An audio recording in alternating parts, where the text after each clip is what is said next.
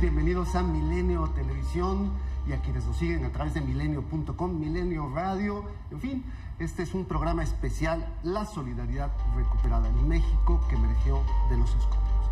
Y esta noche nos van a acompañar expertos, voluntarios, rescatistas, estudiantes, profesionistas y en general una muestra de este México que, más allá de la pobreza, la desigualdad o la violencia que padecemos, se unió de inmediato alrededor de la vida, de la necesidad de rescatar a quienes quedaron atrapados entre los escombros y quienes a lo largo de las horas, días y semanas siguientes no han cejado en esa labor, sea de manera directa en los edificios colapsados o en las redes de apoyo y solidaridad que se tejieron. Incluso desde los medios, como aquí puede atestiguarlo mi compañero Alex Domínguez, quien conducirá esta noche esta transmisión especial junto conmigo. Alex, bienvenido. Muy buenas noches, Héctor, y muy buenas noches a todos los que nos ven o nos escuchan en estos momentos. Bienvenidos a este programa especial sobre la solidaridad que surgió por el sismo del 19 de septiembre. Ese día, Héctor, ese día, a todas las personas que nos ven, les cuento, el día del sismo, no quise quedarme aquí en este foro, quería ver lo que pasaba en la calle. Lo más cercano era el edificio de Álvaro Obregón 286 en la colonia Roma, donde, por cierto, hoy siguen los trabajos de rescate. 41 personas murieron en ese lugar. Eran las 6 de la tarde con 22 minutos cuando llegué. Había pasado 5 horas y 8 minutos desde el sismo. Lo que vi fue la solidaridad de la gente y ganas de ayudar. Las personas que se acercaron a la zona cero llevaron lo primero que se les ocurrió, botellas y garrafones de agua, por ejemplo. En el edificio ya había voluntarios, rescatistas y militares trabajando en las labores de rescate. Alrededor, gente ayudando, algunos esperando su turno para entrar a los escombros, otros armando botiquines. La ayuda no paró hasta la madrugada y siguió al día siguiente que regresé. Ambos días, a mi alrededor, vi que la mayoría de los voluntarios eran jóvenes, algunos que no vivieron el sismo de 1985, otros que eran muy chicos para recordarlo. Nadie sabía realmente lo que se necesitaba hacer, pero querían ayudar de alguna manera. Se instalaron centros de acopio en cada esquina, motos y bicis transportaron la ayuda, voluntarios acomodaron víveres sin parar. Algunos se pusieron casco y chaleco, tomaron palas y picos y fueron a donde los llamaban. Lo vi el día del sismo, al día siguiente, el jueves y el viernes de esa semana. Esos días caminé por la Roma, por la Condesa, por la Narvarte y por la del Valle. La gente solicitaba u ofrecía cantidad de cosas, pero muchos no sabían para qué o para quién serían. Y se dieron cuenta que se necesitaba poner orden a la oleada de ayuda. Así se formaron los colectivos digitales como Verificado 19S. La ayuda comenzó a llegar a donde se necesitaba. Esta solidaridad que emergió de los escombros no parece desintegrarse y aquí tendremos muestras de ello, Héctor. Bien, Alex, pues me da mucho gusto que podamos hacer una pausa dentro de lo que ha sido la vorágine de información a la que nos llevó pues este sismo, y que tengamos la oportunidad de compartir la mesa, Alex, con pues nuestras invitadas. En este caso le damos la bienvenida a Lucina Jiménez. Ella es directora de Conarte, participante de esta iniciativa de la que hablabas, Verificado 19S, que fue clave en hacer llegar a los centros de acopio, a los lugares de rescate sobre todo, y a los centros de acopio lo que se requería. También están Sofía Fernández. Bienvenida, Sofía. Gracias. Y Macarena Velázquez. Macarena, bienvenida, ambas de otra iniciativa que destacó mucho en estos días, que es Sismomex, y que pues en las redes se le conoció como Adopta una Misión. Bienvenidas las tres. Y Alex, pues empieza a cuestionar, a preguntar. Tú eres... Primero, ¿cómo surgen, no? Plantear un poco cómo surgieron las dos iniciativas. Si quieren, empezamos con ustedes. ¿Cómo surgió... ¿En qué momento de esta emergencia dijeron esto es lo que hace falta, esto es lo que hay que hacer? Pues Sismomex surgió desde el primer temblor, el que se dio en Oaxaca. Incluso fuimos un colectivo de voluntarios a Juchitán, a Ixtepec y a Ixtlaltepec el primer fin de semana a llevar víveres. ¿Fuimos porque fuiste tú incluida? Sí. Exactamente, desde la Ciudad de México, varios nos trasladamos a Oaxaca. En Oaxaca está una de las que inició todo este movimiento, entonces ella era la que pues, nos canalizó un poco, tenía todos los contactos, sabía qué era lo que hacía falta. Entonces, pues fue un fin de semana muy, muy intenso. Ahí estuvimos repartiendo víveres, medicinas, herramienta de trabajo, ayudando con escombros, y posteriormente regresamos el domingo y se da el sismo en la Ciudad de México. Nuestro plan era empezar a idear esa semana ya proyectos a mediano y largo plazo para Oaxaca, pero con la urgencia de este sismo pues nos abocamos al tema de la Ciudad de México y a empezar a dar información cierta y veraz en el momento en el que sucedía, a empezar a tratar de canalizar algunos casos. Ahí es donde surge lo de Adopta una Misión, algunos casos específicos para darles mayor seguimiento, y hicimos la plataforma de personas desaparecidas, de acopio, de albergues, y no sé si se me olvidó. Sofía, cuéntanos tú. Pues sí, se buscó que esta plataforma juntara la información a nivel, o sea, a tiempo real, y que no solamente igual empezó con los puntos de apoyo de más urgencia, pero se fue ampliando un poco a los servicios que también ofrecía la gente, ¿no? Servicios de asesoría legal, los albergues que estaban abiertos y de transporte incluso también. Entonces se empezó a juntar toda esta información y pues, todo era a través de voluntarios, ¿no? Gente que a través de su tiempo libre y con ganas de ayudar quisieron involucrarse, y pues eso es lo que estuvimos haciendo como conjunto todos, y tratar de tener esta plataforma lo más actualizada posible. Claro, un poco de lo que motivó el surgimiento de estas iniciativas fue un poco esta cantidad de información que recibíamos todo el tiempo a través de redes sociales, ¿no? A través también de nuestros chats en nuestro teléfono, para un poco filtrar lo que era cierto, ¿no? Y lo que realmente se estaba necesitando, un poco también de lo que se hizo hoy en Verificado 19S, Lucina. Así es. En primer lugar, quiero decir que tengo doble personalidad. Sí, como todos. Como todos. Porque Conarte había empezado a trabajar en Oaxaca hace tiempo. Nosotros formamos artistas para trabajar en zonas de alta marginalidad, temas de no violencia y convivencia. Entonces veníamos ya de trabajar con Oaxaca. Cuando empieza el sismo en Oaxaca, nos volvemos entonces también parte de la red de acopio, enlazados con las organizaciones del maestro Francisco Toledo, y empezamos a tener ese papel, digamos, en esa relación. Cuando ocurre el sismo en la Ciudad de México, el primero, de hecho yo estaba en la frontera de Guerrero y Oaxaca.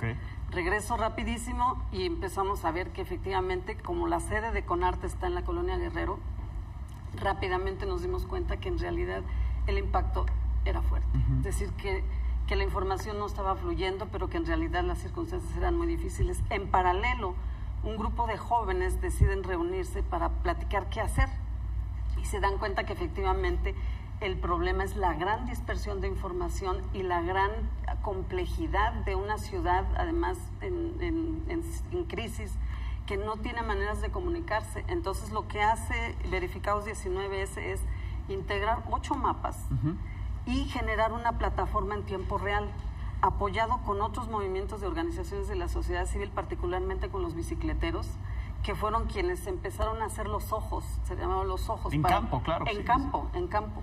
¿Por qué? Porque para ellos era más fácil desplazarse. Personas que estaban en las redes de motociclistas y de bicicleteros empezaron a verificar. ¿Cuál era el criterio de verificar? ¿Tú lo viste o 2 personas más lo vieron? Y entonces, en ese sentido, se empezaron a filtrar las informaciones, a colocarlas en las plataformas de identificación y paralelamente se montó una red de monitores en todos los centros de acopio. De tal suerte que ahí es donde Conarte se enlaza con Verificados 19S. ¿Por qué? Porque finalmente nosotros terminamos en zona 0, trabajando en los multifamiliares desde el principio, Tlalpan, y no hemos salido hasta recientemente. Hoy, de hecho, los vecinos hicieron una colaboración para agradecer a todos los voluntarios y rescatistas, pero sin Verificados 19S hubiera sido muchísimo más complicado atender las necesidades de los rescatistas. De hecho, uno de los puntos que resaltó fue la enorme cantidad de gente que se volcó a las calles en los primeros minutos. De inmediato, entre que ocurrió en una zona muy poblada a una hora de mucha actividad, eso hizo que los que estaban presentes acudieran, pero también el poder de las redes, los nuevos instrumentos tecnológicos, convocaron a miles de personas y era un caos tal que el apoyo, por ejemplo, de Verificado 19S para decir aquí sí hace falta algo, pues fue clave. Trabajaron ahí decenas, si no es que cientos de personas. Lo más interesante es que era la conexión de muchas ONGs, como es el caso de Conarte, pero muchas otras también, y redes que se iban ramificando hasta colectivos u organizaciones y personas. Es decir, entonces era como una especie de racimo que no tiene un solo centro, sino que se va distribuyendo en todas las zonas neurálgicas, diríamos casi como de acupuntura social, donde más falta hacía. Ahí había una persona, ahí había un bicicletero, ahí había una persona de moto. Flexible, además eso les daba una velocidad de reacción. Y con una capacidad de reconocer en dónde estaba la urgencia, que me parece que eso es muy importante, y confiar. Es decir, confiar en las personas, confiar en la buena voluntad y en la disposición de la gente de sumarse a una acción que sí reclamaba una presencia ciudadana en muy diversas formas. Porque no solo se estaba gestionando, digamos, el acopio de alimentos o de materiales médicos. Hubo una parte muy delicada que fue en la que me tocó a mí directamente estar involucrada, que fue en la recuperación de herramientas, en aquello que era necesario específicamente para el rescate. Había momentos donde si no había una motoconformadora o si no había una sierra específica de un corte especial, no había manera de avanzar. No podían seguir, claro. En el diálogo directo que estábamos teniendo con las organizaciones de rescatistas profesionales, con los topos o incluso con la Marina, ahí se podía saber qué urge en dónde. Y eso fue vital porque entonces las redes de acopio fueron siendo mucho más operativas y mucho más flexibles, incluyendo una cosa que es muy importante, que se vincularon a Verificados 19S, también redes de empresarios, que confiaron en el criterio de Verificados 19S para poder decidir a dónde aportaban los recursos, de tal suerte que no se perdieran. Así, en un momento dado, por ejemplo, yo recibí a un empresario que vino con 4 motocicletas a los multifamiliares a entregar arneses, a entregar líneas de vida, a entregar 8 elementos de rescate vertical para poder seguir apoyando los trabajos. Y vino 2 veces, sin dudarlo. Cuéntenos, Macarena, Sofía, en lo que fue Adopta una Misión, algunas de las historias que más les hayan quedado grabadas. Bueno, de hecho, Adopta una Misión es el proyecto que estamos generando toda una plataforma para darle seguimiento, ¿no? Va a ser, exacto, en Sismomex, y queremos que cobre fuerza. Las próximas semanas estará ya en la plataforma todas estas misiones.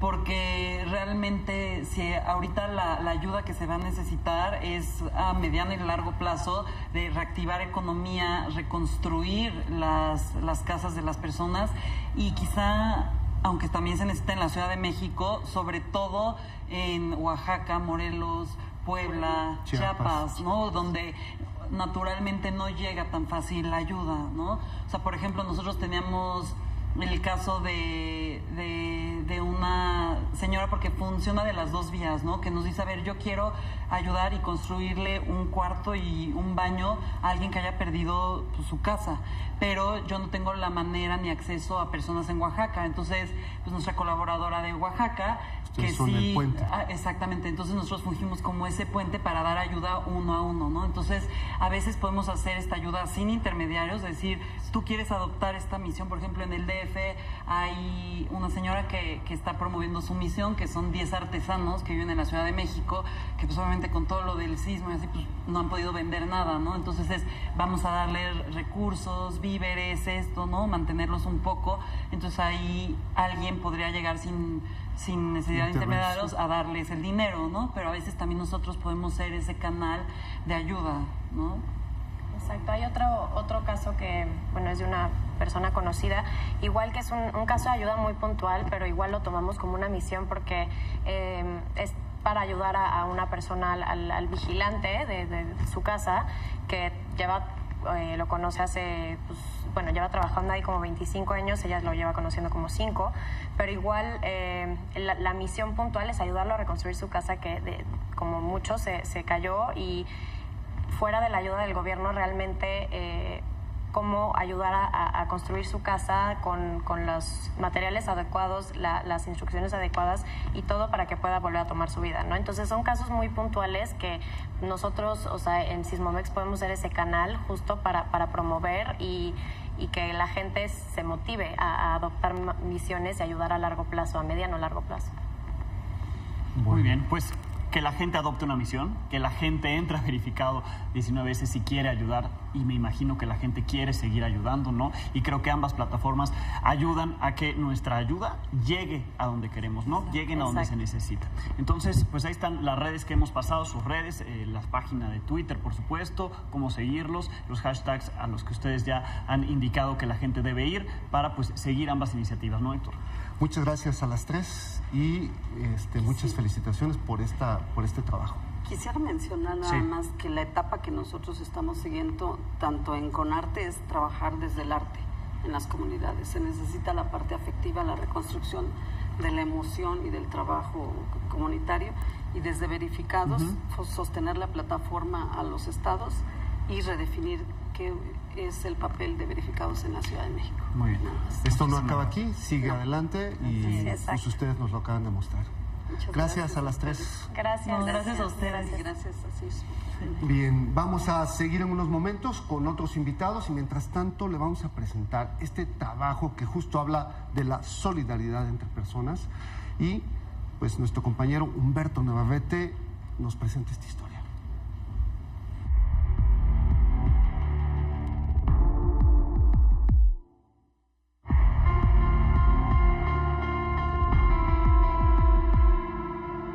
Los pasos seguros y la energía por delante. Traen palas, picos, botes y cascos. La mayoría son jóvenes, hombres y mujeres. Van con la solidaridad en la sangre, en sus ojos, en la respiración. Traen chalecos vistosos, van dispuestos a golpear bloques de cemento y escarbar en busca de la savia que puede reverberar entre los escombros. La colonia Roma es un microcosmos. Es parte del panorama que dejó el sismo de 7.1 grados 32 años después de lo ocurrido en 1985. Aquel sucedió por la mañana y también un 19 de septiembre después del mediodía. Muchos brigadistas no habían nacido hace 32 años, cuando otros mexicanos también desbordaron solidaridad.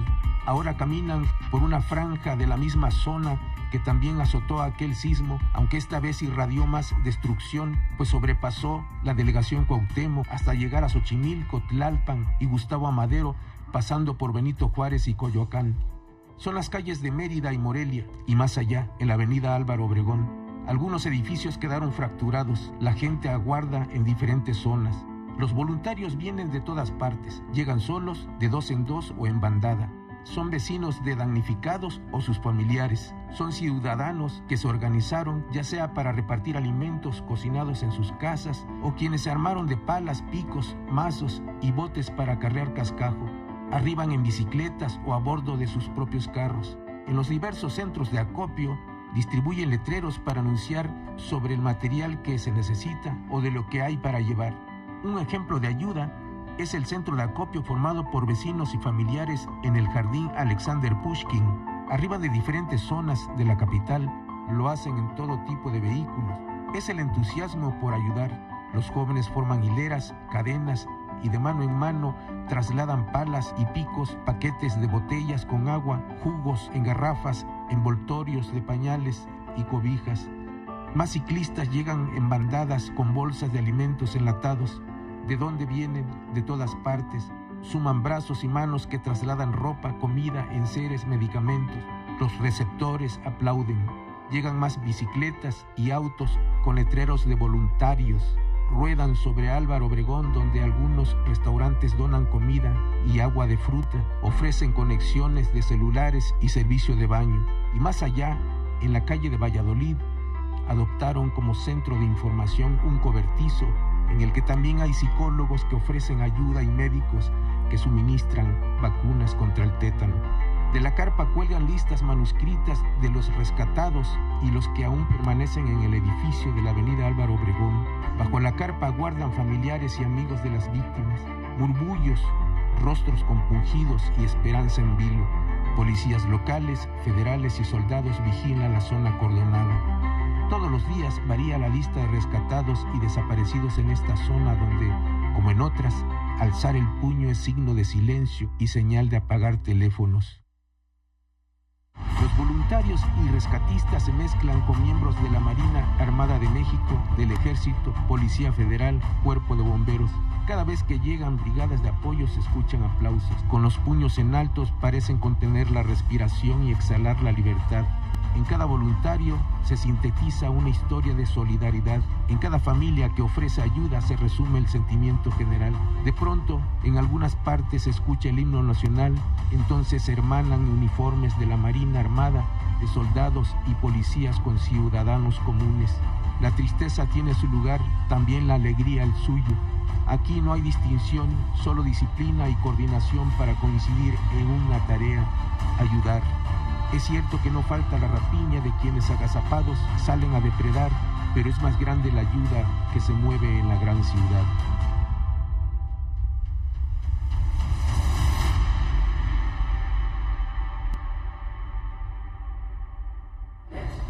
Tenemos otra mesa para seguir hablando de esta solidaridad. Me acompañan Ari Santillán, de la iniciativa Acopio en Bici, fundador de la Red de Ciclistas Voluntarios.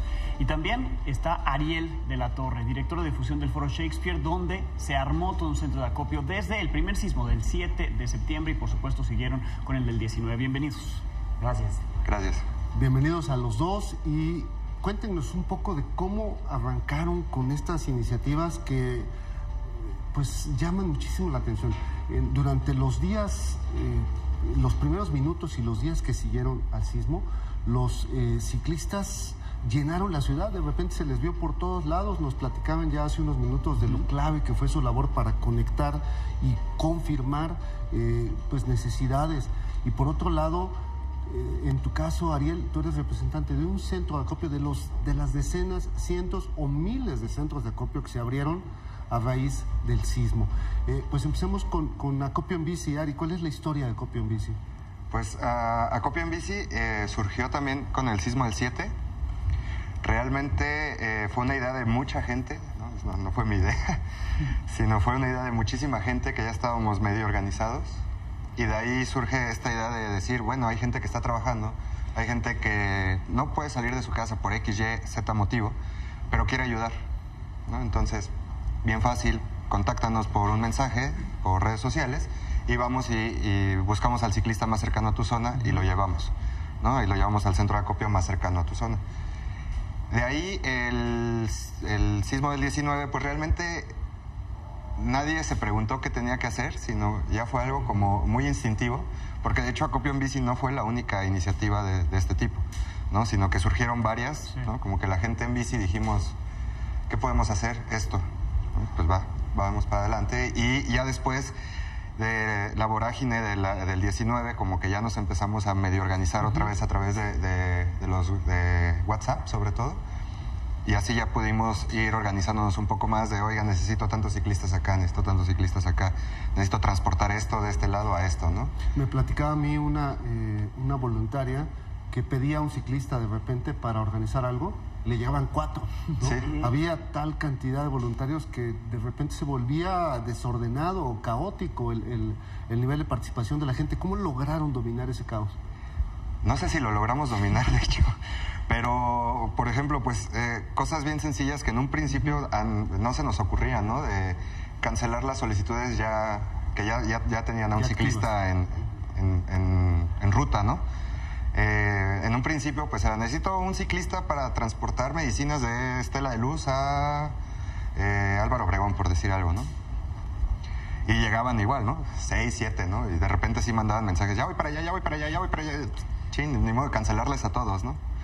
Entonces, también con los audios luego era muy complicado, porque realmente también la gente que estaba viendo logística, ¿no? O sea, como Calaverita Bike, ¿no? Y Ferfis, entre otros, Pepe a Secas, también estaban rodando, también estaban ayudando, ¿no? Entonces estaban haciendo esta labor de logística al momento de estar rodando, entonces era como partirse en 1000 pedazos, que en ese momento pues ni lo sientes, ¿no? O sea, hubo jornadas que acabamos a las 7 de la mañana, a las 6 de la mañana, sin dormir 4 toda de la la noche. mañana. Y realmente el cansancio lo estoy resintiendo hasta ahorita. Hasta ahorita, sí, ya, que empieza la adrenalina a bajar, Sí, ¿no? Un poco. sí. Ariel, cuéntanos un poco de este centro de acopio, ¿no? Para entender un poco cómo se fueron organizando los centros de acopio, porque lo veíamos, en cada esquina había uno, ¿no? Todas las instituciones querían aportar, querían abrir un centro de acopio. ¿Cómo lo hicieron ustedes? Pues para recibir lo que realmente creían que se requería y poder enviarlo a estos puntos donde se necesitaba este apoyo. Pues mira, el Foro Shakespeare es un espacio teatral que siempre ha estado a favor de la ciudadanía. Eso. Siempre hemos estado con la gente, entonces lo que hicimos fue desde el primer sismo empezamos a recolectar víveres. La gente llevaba un vívere y se le daba un descuento. Con el sismo del 19, como nos quedó cerca realmente de la zona de afectación, porque estamos en la Condesa, en la calle de Zamora, lo que empezamos a hacer primero fue salir, los chicos se salieron, porque los mismos vecinos empezaron a decir que se empezaron a caer edificios en Ámsterdam. Entonces lo primero que hicimos fue, ellos se fueron a ayudar un poco a las personas que estaban ahí atrapadas, y nosotros nos quedamos en el foro y decidimos abrir las puertas para compartir internet, para que tuvieran un poco de luz, para si tenían que hacer una llamada y además si tenían que comer. O sea, en ese momento empezó el caos porque mucha gente empezó a transitar. Entonces, si querían ir al foro, querían platicar o querían que les diéramos un abrazo o una sonrisa, el foro estaba para eso.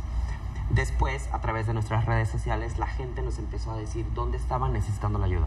Entonces, un compromiso que hicimos nosotros en el foro es entregar esa ayuda a las personas. Entonces, la gente nos empezó a decir en Facebook, en Twitter, en Instagram, oigan, les hace falta cosas aquí, les hace falta cosas acá. Tengan cuidado por dónde van a ir. Porque después de tener los víveres, los empezamos a repartir. Sí. Yo fui a la primera comunidad, que es Ocuituco, que está me parece que a 2 horas de Jojutla. Entonces, todavía que llegamos a Ocuituco, tuvimos que subir 1.5 horas más para poder llegar a otro pueblo para entregar los víveres. Entonces, lo que empezamos a hacer fue a conectar las redes con todos ellos a través de WhatsApp igual, y la gente nos iba avisando, aquí hace falta esto, aquí hace falta agua, aquí hace falta comida enlatada. Y una vez que cubrimos una parte de Morelos, después empezamos con Xochimilco. Entonces, con Xochimilco empezamos también a recolectar y a pasar víveres con los chinamperos. Entonces, logramos contactar a los chinamperos también por redes sociales para que ellos nos recibieran ahí y ellos nos dieran la facilidad a dónde tiene que llegar el producto. Ya lo hicimos con Puebla y ya lo hicimos con Oaxaca también. Y ahora estamos recolectando PET. De hecho, la cantidad de apoyo que surgió en ocasiones rebasó hasta las necesidades específicas de un punto. Veía yo la lista que compartieron gordos profesionales de restaurantes que en esos días salieron a cocinar pues gratis, ¿no? La Condesa se transformó ese barrio hipster que conocemos lleno de terrazas y se convirtió de repente en centros de acopio, ¿no? Miren, por ejemplo, La Condesa estaba Bonito, Dulcinea, la Fonda Garufa, el Kitchen, Mercabá, el Parián, Camarón Panzón, en el sur Ambrosía, Corazón de Maguey, Nicos en Azcapotzalco, panaderías como Sal y Dulce, Sucre y Cacao, en Polanco, El Bico, Patricia Quintana, Mar del Sur, Quintonil, en fin, Rosetta, Yubán, Alelí, Angelopolitano en la Roma, la Teatrería, es Todos. incontable. Y ustedes iban a muchos de estos lugares, Ari, y les pedían cosas y las llevaban de un lado a otro. Sí, pues realmente también un poco de cómo se empieza a organizar los días siguientes también ya fue con el contacto directo, ¿no? Entonces era como en Cibeles, a ver quién es el coordinador de aquí. No, pues yo, pásame tu número, pásame tu WhatsApp, yo soy fulano de tal, estamos haciendo esto, bla, bla, bla. Y entonces ya, ¿no? Era, necesitan tal cosa en Chimalpopoca, va, ¿no? Y ya, oigan, ¿tienen esto? Sí, ok, te voy a mandar un grupo de ciclistas, van a recoger esto y esto, y de ahí ya se van a lanzar a Chimalpopoca, ¿no? Y también en las zonas ceros, también lo que hacíamos era contacto directo con el coordinador del área, ¿no? Para evitar también de centro de acopio a centro de acopio a centro de acopio a centro de acopio, ¿no? Sino ya llegar también directo a la zona donde realmente se necesitaba, ¿no? Recuerdo mucho en Chimalpopoca justamente que iban saliendo como los brigadistas que estaban adentro y les decimos, ¿qué necesitan, no? Y nos dicen coca. y nosotros pensando como en medicinas, en electrolitos, en herramientas, y ellos querían refresco. ¿No? Y fue como de, claro, ¿no? O sea, desde esas cosas que a uno no se le ocurren en el momento. Qué importante el tema de las redes sociales, ¿no? El tema de WhatsApp que ustedes nos están contando, ¿no? Que es una de las cosas clave que diferencia lo que ocurrió este año con lo que pasó hace 32, ¿no? Las redes sociales, ¿no? La telefonía celular y por supuesto internet para relacionarse y pedir, digamos, ustedes en las bicicletas y ustedes en el centro de acopio para saber que las cosas estaban llegando y las cosas que se estaban solicitando, ¿no? ¿Cómo hacer que esto nos ayude, ¿no? Si ya tenemos este punto, ya llegamos a este punto en que salimos, en que quisimos ayudar y que queremos seguirlo haciendo, ¿cómo ayudarnos de redes sociales para mantener este contacto directo con la gente que quiere seguir ayudando? Pues nosotros en el foro seguimos siendo centro de acopio permanentemente, lo vamos a seguir haciendo, porque estamos conscientes de que lo que pasó el 19 y lo que hicimos fue nada más para estas semanas, pero todavía falta toda la reconstrucción. Claro. Entonces es a mediano y a largo plazo, entonces la solidaridad permanente es lo que estamos haciendo en nuestras redes para que la gente sepa que seguimos como centro de acopio y que nos pueden llevar cosas. Y en Twitter, nosotros nos funciona más Twitter. O sea, con Twitter, bueno, y también lo vimos con las celebridades, que todo era por Twitter. O sea, era, tengo insulina, ¿en dónde la mando? Y en ese momento era de, aquí te paso el número y llamabas.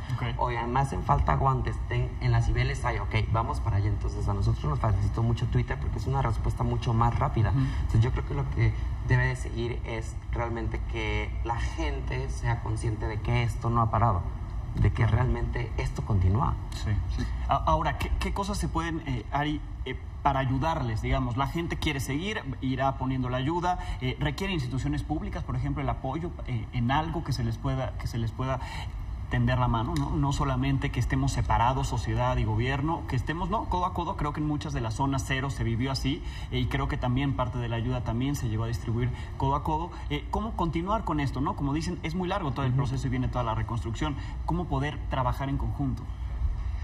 Híjole, creo que por ejemplo aquí ya estuvieron los chicos de Verificado 19S, que creo que esa es como una de las iniciativas que bien se podrían compaginar.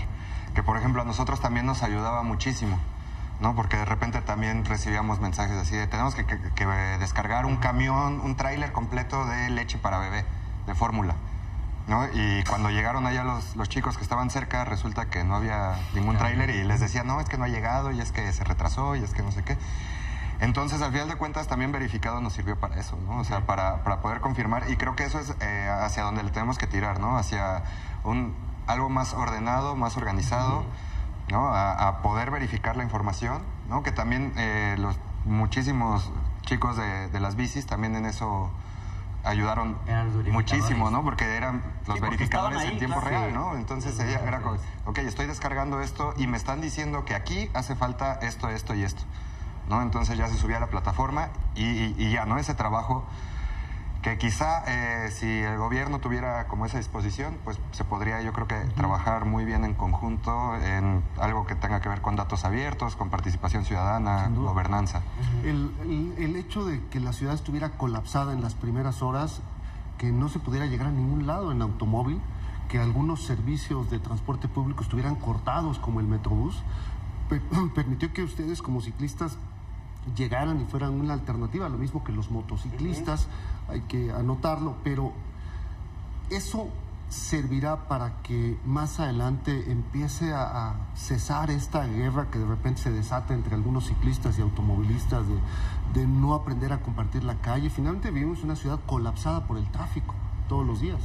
Yo espero, confío que se pueda, ¿no? Que podamos dar este paso, que dentro de todo lo que vivimos, de las cosas buenas que salgan de ahí, pueda ser justamente este paso que hacia una ciudad más amable con todas las personas, ¿no? Al final de cuentas no es el motociclista, el ciclista, el automovilista, todos somos personas habitantes de la Ciudad de México que trabajamos aquí y que tenemos que compartir este espacio, ¿no? Y pues digo, eso es lo que se vivió. A nosotros, a un grupo de chicos y a mí nos pasó, ¿no? En Reforma, una camioneta con víveres que atorada en el tráfico.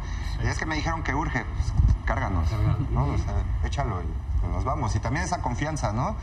De quién sabe quién es este, quién sabe dónde salió, quién sabe qué trae en la camioneta, pero pues todo suma, ¿no? En ese momento fue como confianza total de unos con otros, que creo que también es algo en lo que podemos estar trabajando, ¿no?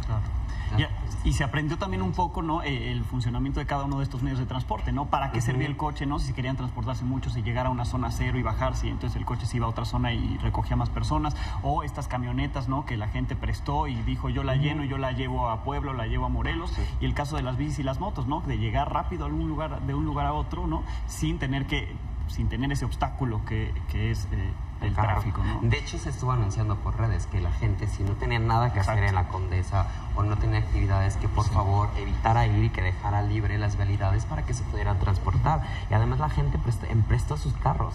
O sea, yo conocí gente que no conocía y que llegó, tengo una camioneta, te la presto, adelante, ¿qué quieres? Camiones también tenemos, entonces ciclistas, todo. O sea, la verdad, la solidaridad que hubo estuvo muy padre. Incluso, por ejemplo, en la cuestión de las bicis, también un día, ¿no? Con chicos de Paseo de Todos, nos fuimos tal cual a la Cruz Roja a hacer vialidad, ¿no? O sea, la ayuda se desbordaba ahí, había filas y filas de carros queriendo descargar sus donativos, y pues fue como, bueno, o sea, sí, somos ciclistas, pues vamos a darle vialidad a esto. O sea, ahorita no vamos a cargar todo lo que están descargando, entonces ayudar a los policías, que había 3 policías intentando controlar 6 cruces alrededor, ¿no? Porque el tráfico estaba desbordado.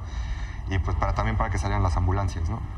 Bueno, pues ahí dos ejemplos de la solidaridad desbordada y que llenó esta ciudad.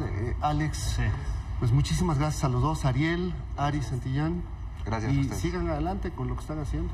Sí, nosotros ya retomamos las actividades en el teatro, pero a la par seguimos teniendo el centro de acopio, entonces para que la gente vaya. Muy bien. Que además, Ari, tú además de estarte involucrado en estas redes de ciclistas, trabajas en una organización ambiental. Que también estamos trabajando en temas, sobre todo en temas de resiliencia.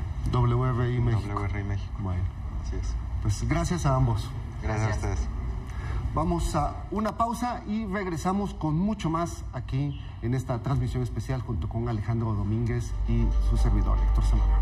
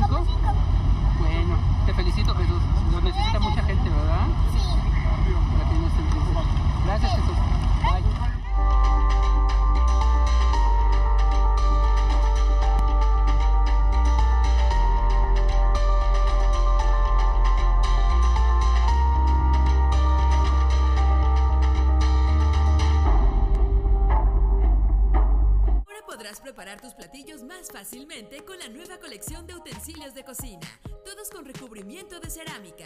Son 9 utensilios diferentes para hacer la cocina diaria más sencilla. Llévatelos por solo $79.90 cada uno. Encuentra uno diferente cada viernes. Pídelos a tu voceador Milenio Diario. En el asalto a la razón de Milenio, Carlos Marín.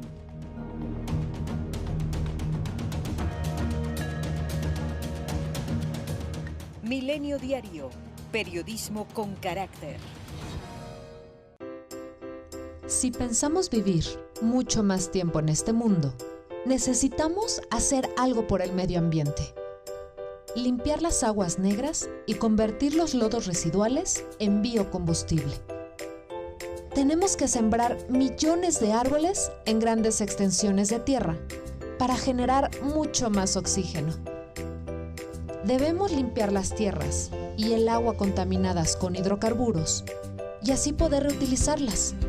Y también usar energías limpias como celdas solares para evitar el calentamiento global. En Bieco lo entendemos. Por eso estamos presentes en cada proceso que sabemos beneficiará a nuestro planeta y por consecuencia a ti y a tu familia. Bieco, en pro de la ecología, trabajando por un mundo más limpio.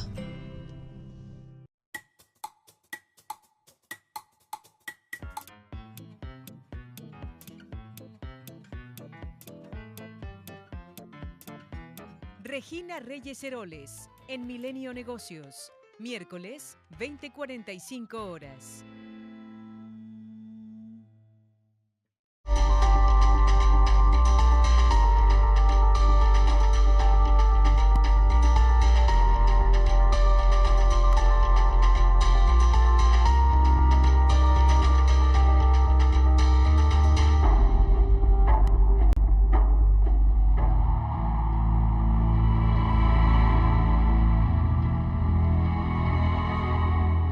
Jueves 19 de septiembre de 1985, 7:19 de la mañana.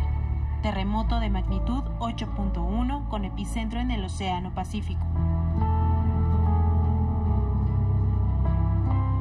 Está temblando un poquitito. No se asusten, vamos a quedarnos. Les doy la hora.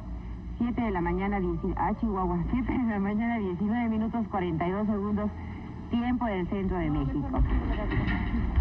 Sigue temblando un poquitito, pero pues vamos a tomarlo con una gran tranquilidad. Vamos a esperar un segundo para poder hablar.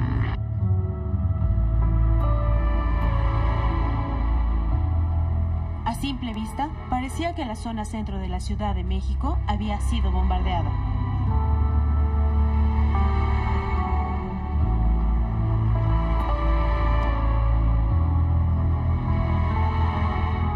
En cuestión de minutos, al menos 10,000 personas, según cifras oficiales, perdieron la vida al quedar atrapados bajo los escombros de unidades habitacionales, viejas vecindades, edificios públicos, hoteles y hospitales.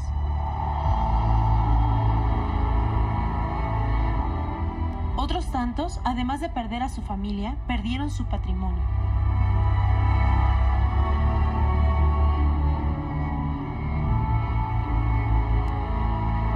Ante la desgracia que empeoró después de la réplica de intensidad 7.9 del día siguiente, la ayuda ciudadana comenzó a fluir.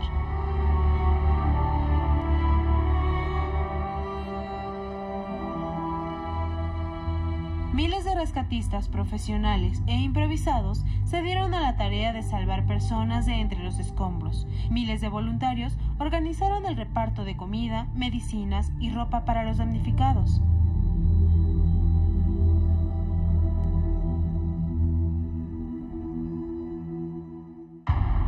Pero también ocurrieron milagros. 5 días después de la catástrofe, entre las ruinas de lo que había sido el Hospital Juárez en el área de Cuneros, fueron encontrados varios bebés con vida.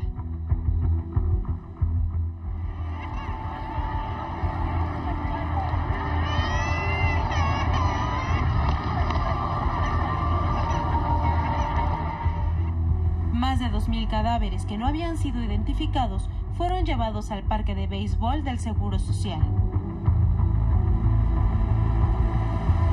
Aunque existe una cifra oficial de víctimas, la realidad es que el día de hoy el número efectivo de muertos es aún un misterio.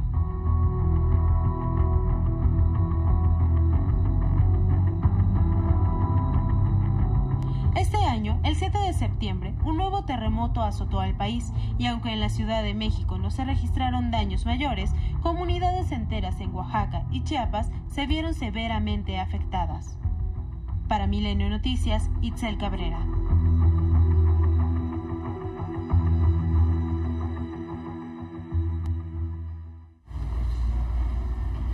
Desde 1985 este país está ligado a los sismos.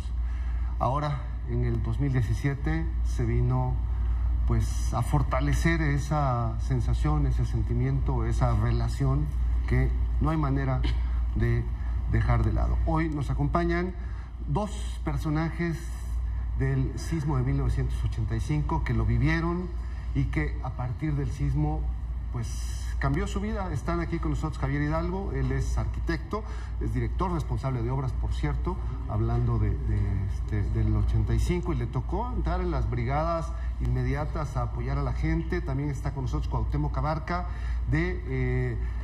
pues él ahora nos va a platicar dónde estaba en el 85 y dónde estaba en este sismo de 2017, porque pues, le tocó ver cómo caía un edificio en aquella ocasión. Y ahora, bienvenidos a los dos. Cuauhtémoc, bienvenido. Javier. Gracias. Bienvenidos. Empecemos con Alex, si me permites, comencemos con Cuauhtémoc, que nos estaba comentando ahorita en la pausa, que pues estaba la mañana del 19 del 2017 con sobrevivientes del sismo de hace 32 años. Tu vida está muy ligada, inevitablemente vinculada a los sismos. El terremoto de 85 cambió mi vida porque yo estaba trabajando en el sector salud, primero en la UAM, luego en el ISSSTE. ¿Como médico? Sí, y luego ya tenía un cargo en la Secretaría de Salud, que a partir del 1 de octubre iba a ser el director del Programa Nacional de Medicina Comunitaria de la Secretaría de Salud. Pero el 19 de septiembre vino el terremoto y mi vida cambió por completo. El 19 de septiembre de 85 yo me encontraba en un jardín que separaba el edificio Yucatán, donde yo vivía, del edificio Nuevo León, que era el contiguo al lado sur. Cuando el sismo empezó, bueno, ahí estaba en el jardín porque íbamos a ir a correr. El domingo 22 iba a ser el segundo maratón de la Ciudad de México. Yo estaba inscrito en el maratón junto con otros vecinos. Quedamos de vernos ahí para calentar y correr un rato.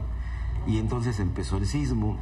Cuando el sismo empezó, pues yo no tuve ningún temor porque pues vivimos una ciudad sísmica, entonces habíamos experimentado muchos.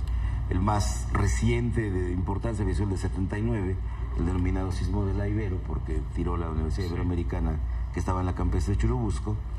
Y bueno, mi mente fue en el sentido de que vamos a tener que revisar el edificio después de este sismo para ver qué daños hubo y negociar con la aseguradora el pago de los daños.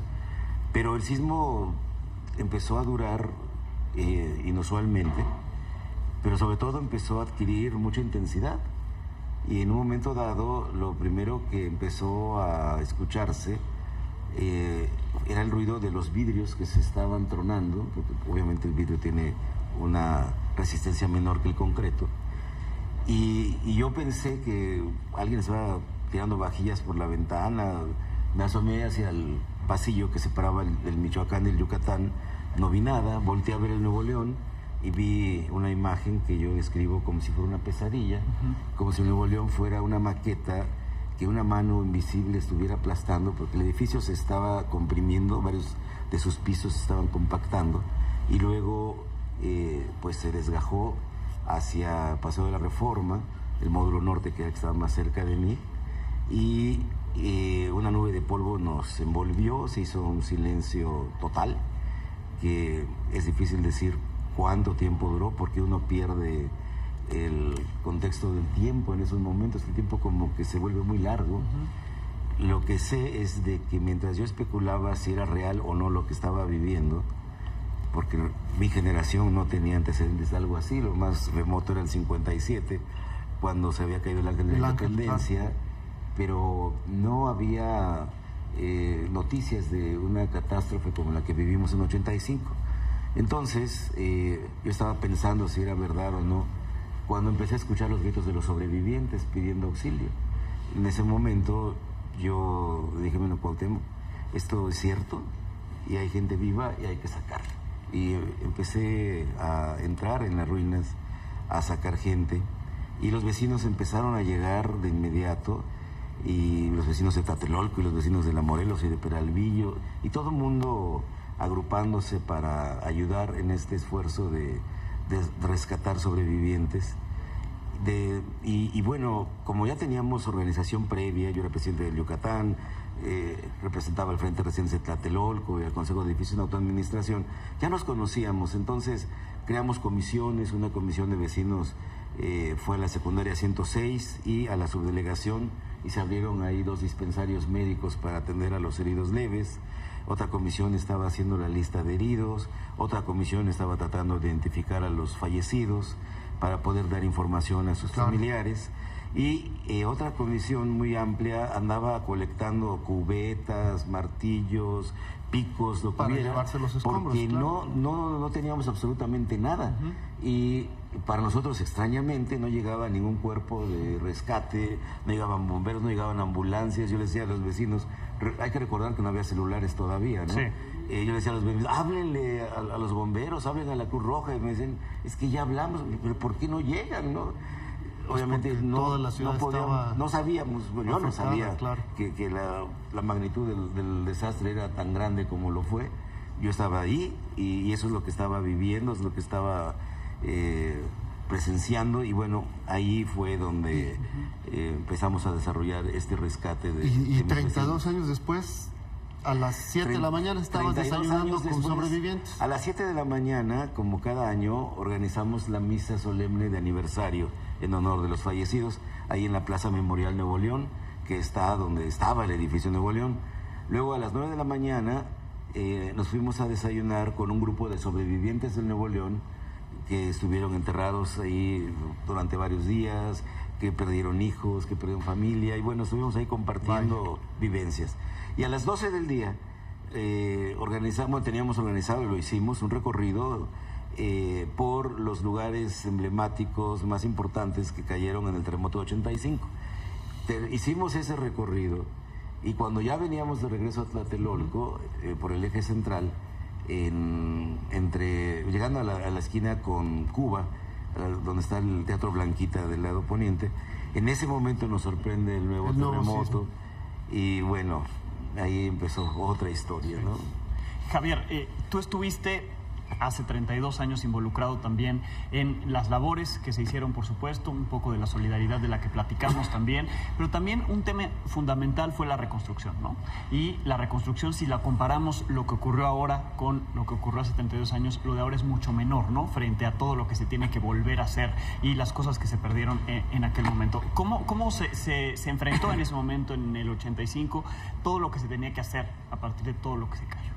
Bueno, a mí me tocó en los dos momentos participar directamente en los primeros momentos de rescate de las personas de edificios que se habían caído. Ahí se ve claramente la diferencia. En el 85 yo vivía en Popotla y tenía que ir al reclusorio norte para ayudar a una persona y regresar a mi trabajo que estaba en la Condesa. Yo percibí el desastre hasta que llegué a la Glorieta Insurgentes. Cuando paso por la Glorieta Insurgentes, voy caminando por Sonora, por las calles de Puebla, y en la esquina, bueno, y una señora a mitad de la cuadra, veo el edificio caído y una señora llena de tierra diciendo, ayúdenme, ayúdenme. Y en la esquina, impidiendo el paso, un soldado con el fusil, impidiendo el paso, que pasaran las personas, y la señora gritando que se ve que acaba de salir apenas de los escombros. Entonces, en ese momento ya eran como las 9:45 más o menos, y lo tenía porque se me había hecho tarde, más de 2 horas. Y entonces lo empujamos, me metí, fue el primero en entrar. Cuando volteé ya tenía otras personas ayudando y participamos hasta que encontramos a sus hijas ya asfixiadas. Eso me hizo, me retiré, ¿verdad? Estaba el mensaje por todos lados, no salgan, esto es un desastre. Sí se habían caído casi 2,000 edificios, comparados con los 40 de ahora, no tiene comparación. Y de ahí me llamaron los vecinos de la Colonia Guerrero y la Morelos para que pudiera dictaminar su casa. Nos tocó, realmente fueron días, madrugadas, estando viendo los edificios de estas colonias y evacuando a las personas, ¿verdad? Fue por eso que coincidí con Cuauhtémoc y con muchos. De repente nos hicimos líderes de los damnificados sin ser dirigentes de los damnificados. Hoy igual, estábamos en la ceremonia, se hizo el simulacro, estaba ahí en la calle Bolívar y San Jerónimo, en mi oficina particular. Cuando vino el sismo, pues te sales y pues piensas que está más o menos resuelto, y de repente sí se vio la bola de humo ahí de polvo en Chimalpopoca y Bolívar, ¿no? Alguien dijo, es el kinder, era la hora de la salida de la escuela de los niños. Entonces pues nos echamos a correr hacia allá, ¿no?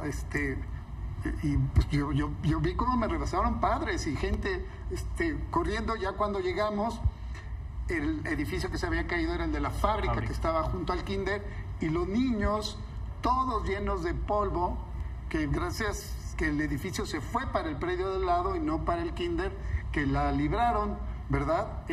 Nos dimos la vuelta, estaba una persona prensada, lo intentamos liberar. Se vino parte del edificio, tampoco nos tocó, o sea, un poco al lado, pero sí nos súper espantó. Cuando volvimos a entrar, ya había llegado el ERUM, ¿verdad? Y llegaron como 30 bomberos en un ratito. Sí está cerquita el ERUM de ahí, pero fue muy rápido que se llegó. En nosotros pasó lo que dice Cuauhtémoc, o sea, no había nadie, ¿verdad? Y estaba en manos de las personas. Estuvimos como 2 horas apoyando, buscando, tratando de organizar, porque es muy difícil, la verdad. Casi me descalabran en 2 ocasiones por como estás aventando las piedras y no hay desorden y hay desorganización.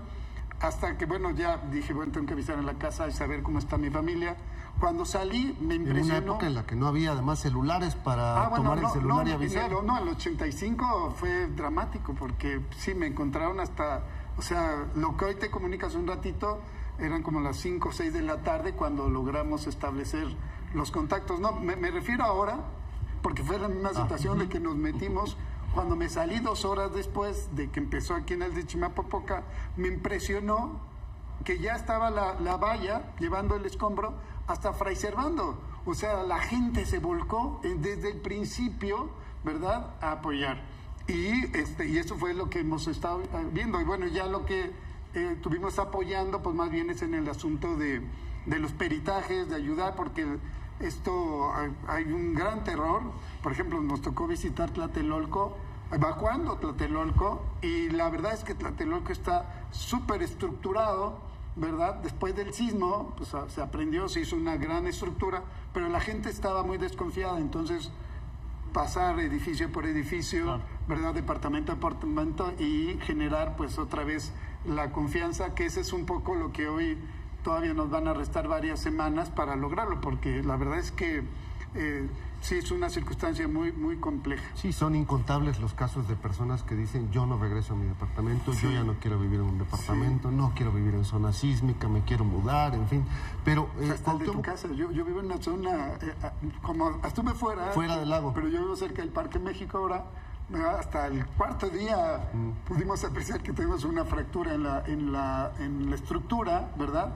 Y no, nadie había pasado, ¿verdad?, hasta hacer este peritaje detallado, que es lo que viene ahora, hacer unos peritajes detallados donde tú tienes que recalcular la estructura, tienes que evaluar pues esos daños, tienes que hacer escaneos y corazones de concreto y pruebas de carga para que ya no haya esta circunstancia, sobre todo de temor.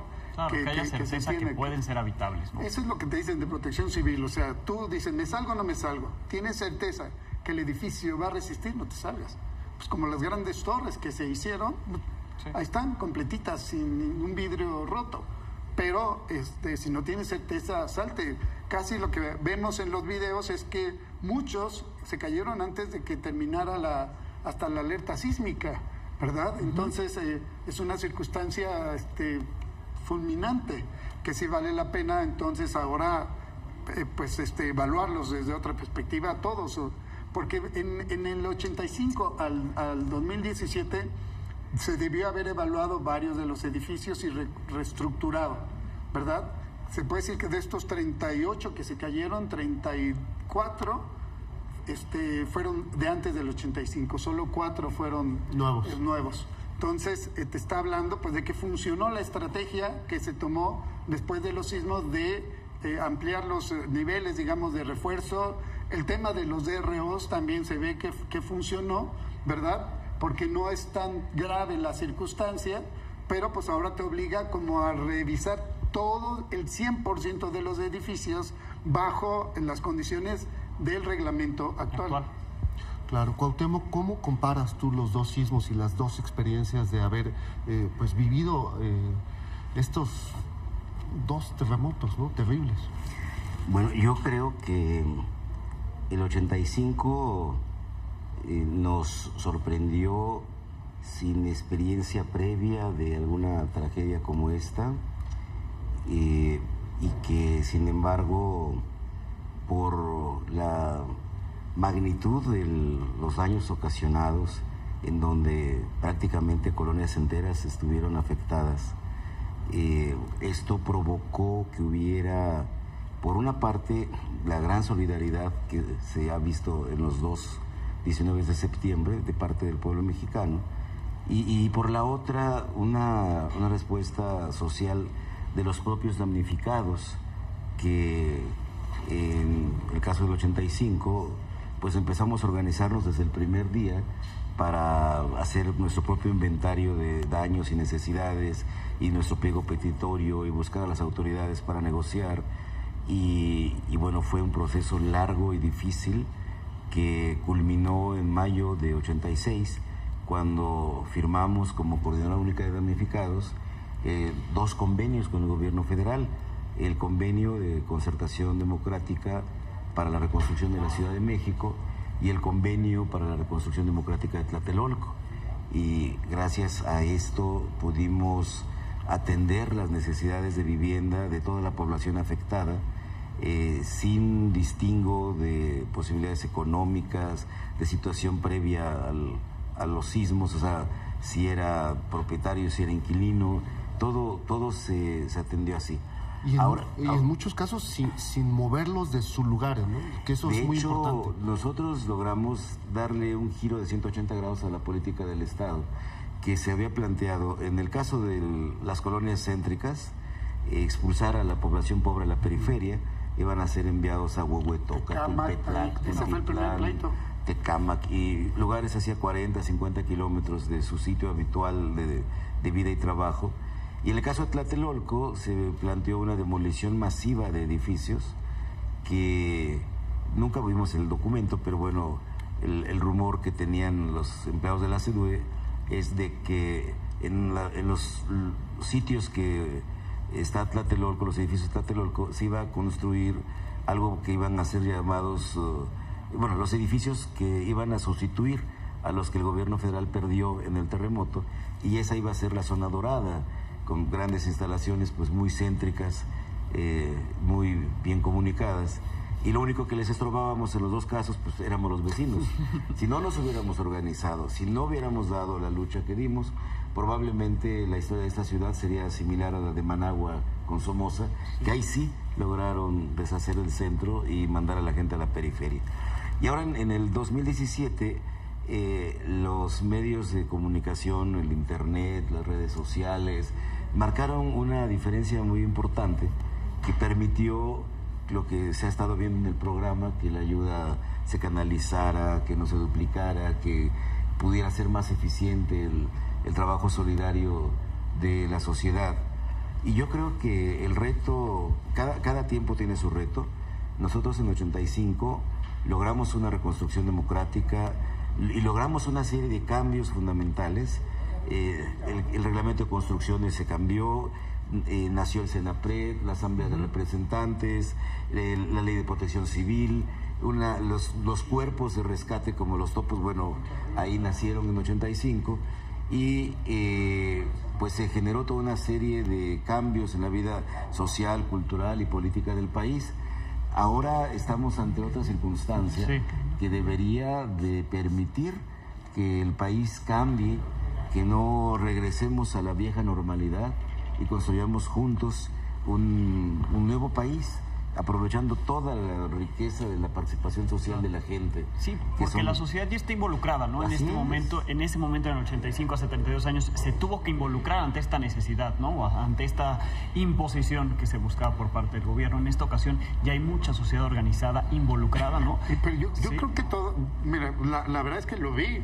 O sea, llegó un momento en que era tan desbordada la participación que nos estorbábamos, ¿verdad? Y entonces, y que no sabíamos cómo hacerle. Cuando, por ejemplo, al principio yo trataba de organizar, pues nadie me hacía caso, ¿verdad? No sé cuándo surgió lo del puño, la mano, para guardar silencio, pero al principio no se tenía esa idea. Entonces, sí nos hace falta capacitación para una emergencia, teniendo esa fuerza solidaria que tenemos en la sociedad.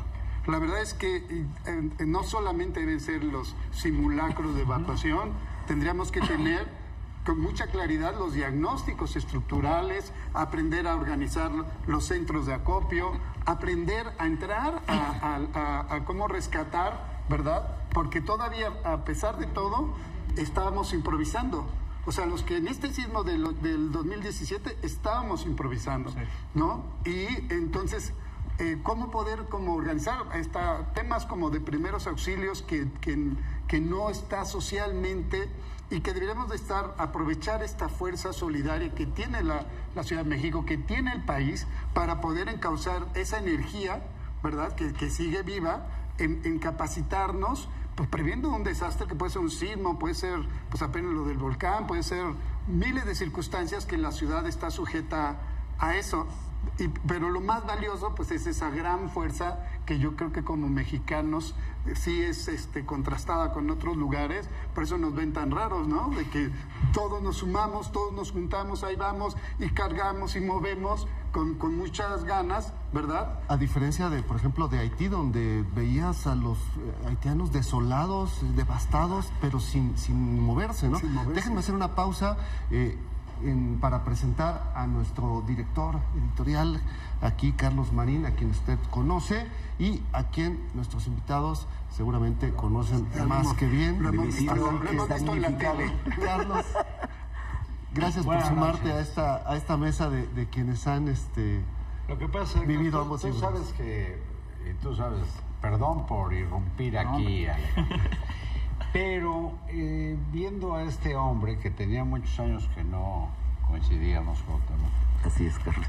Yo creo que hace falta, si me permiten, apuntar algo que con suerte en lo que yo bajé y me pusieron el micrófono, lo dijiste, pero creo que en justicia vale la pena resaltar. En el 85, como tú, yo viví en Tlatelolco y en el 85 pues lo viví en un 6º piso y en ese amanecer pues fui a ver el Nuevo León y después no solo por mi trabajo de reportero, sino porque recordarás a Óscar Hinojosa. Así es.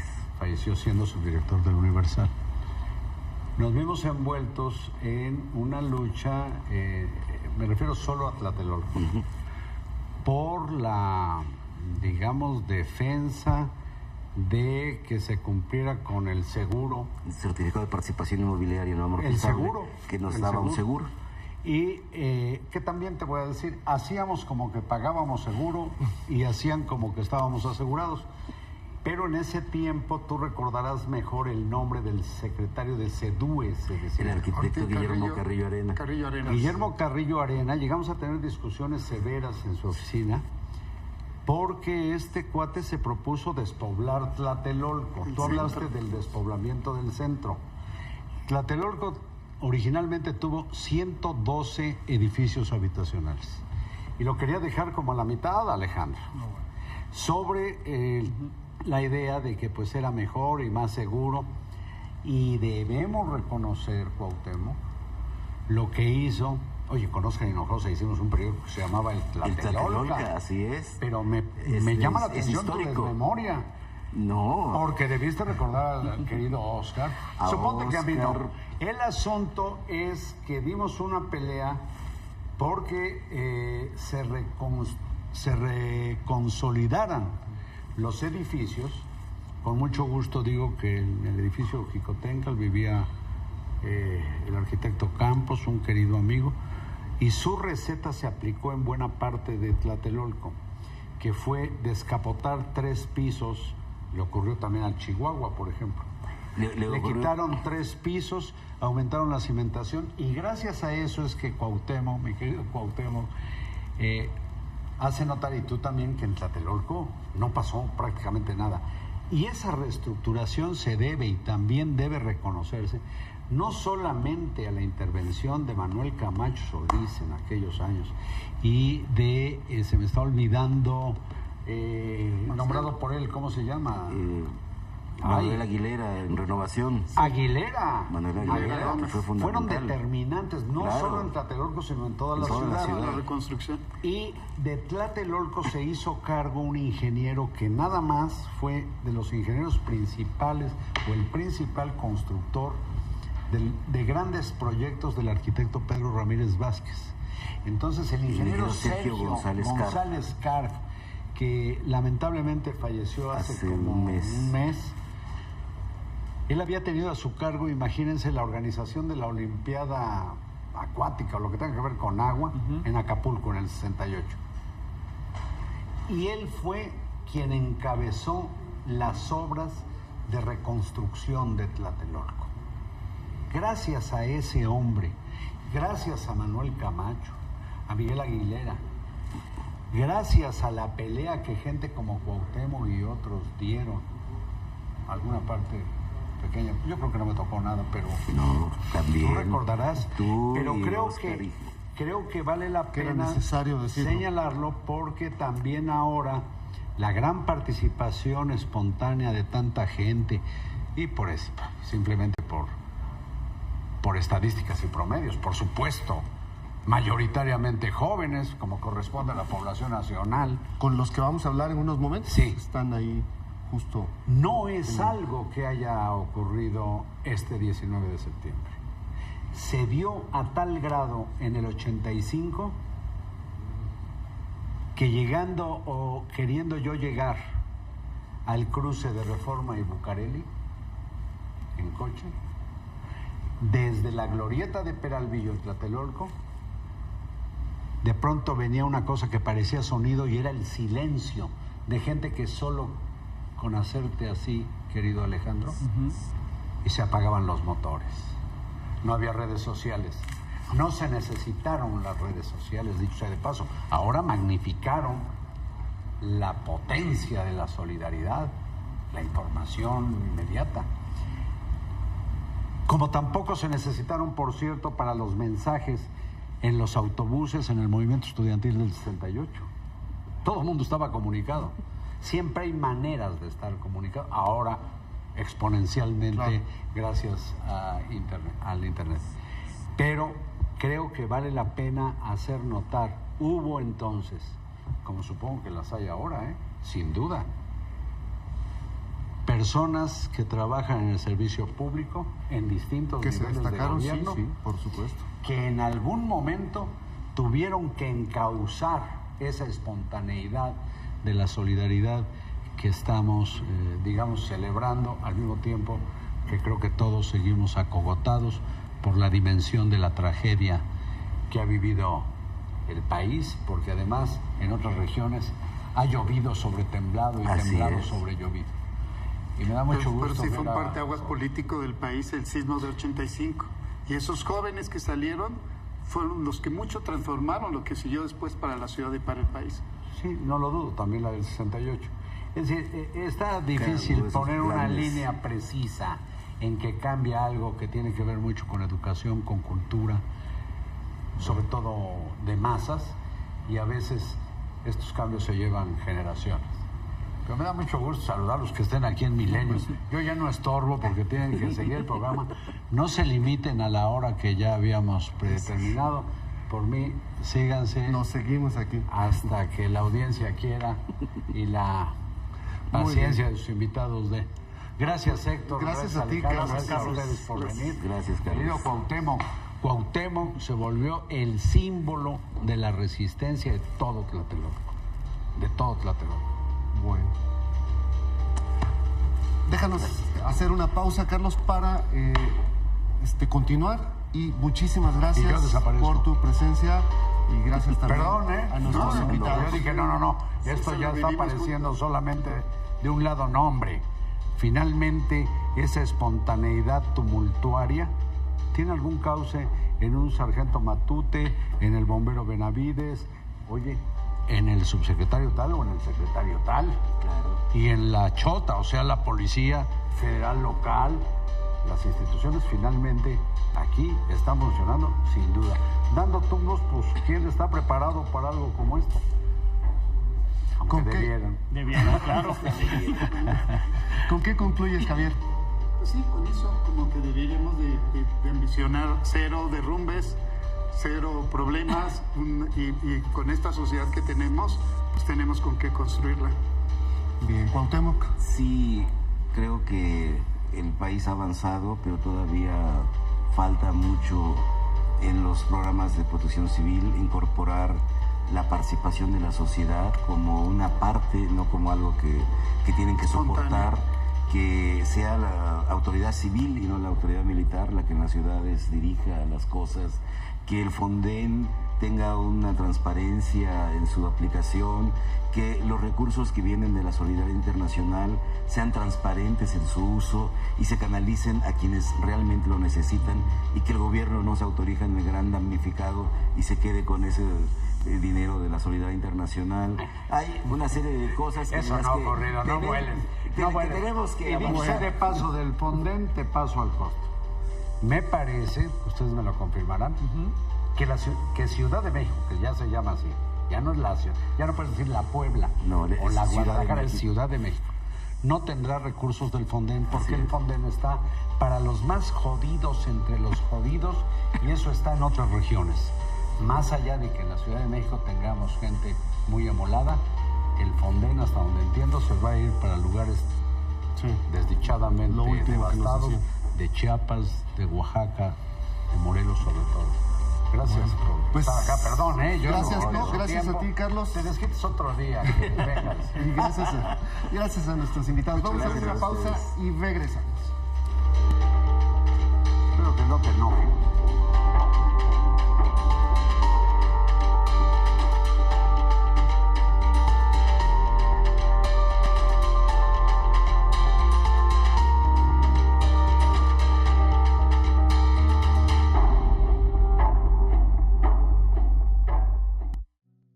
Máxima expresión. Ribera del Duero.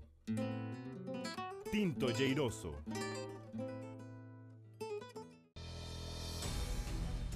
En Política de Milenio. Ricardo Alemán.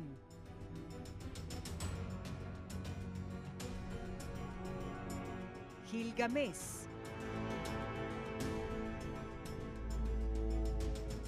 José Luis Martínez. Milenio Diario, periodismo con carácter. Tragaluz, con Fernando del Collado. Lunes, 20:45 horas, por Milenio Televisión.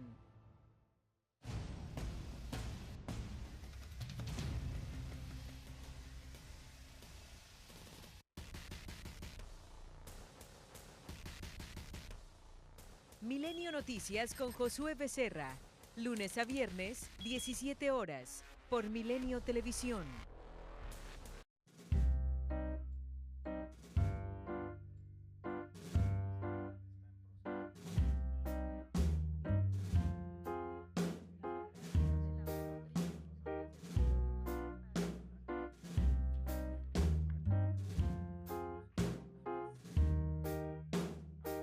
Bárbara Anderson, en Milenio Negocios, miércoles, 20:45 horas.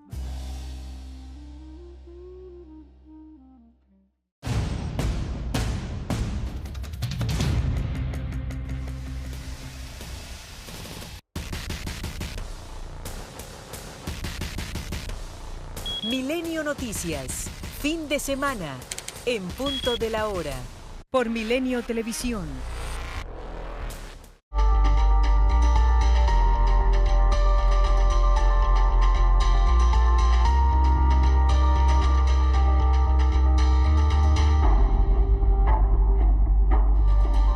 Continuamos en este programa especial, Héctor Zamarrón y yo, platicando de la solidaridad después del sismo el 19 de septiembre de 2017. Y ya en la mesa está Paulina Arce, voluntaria.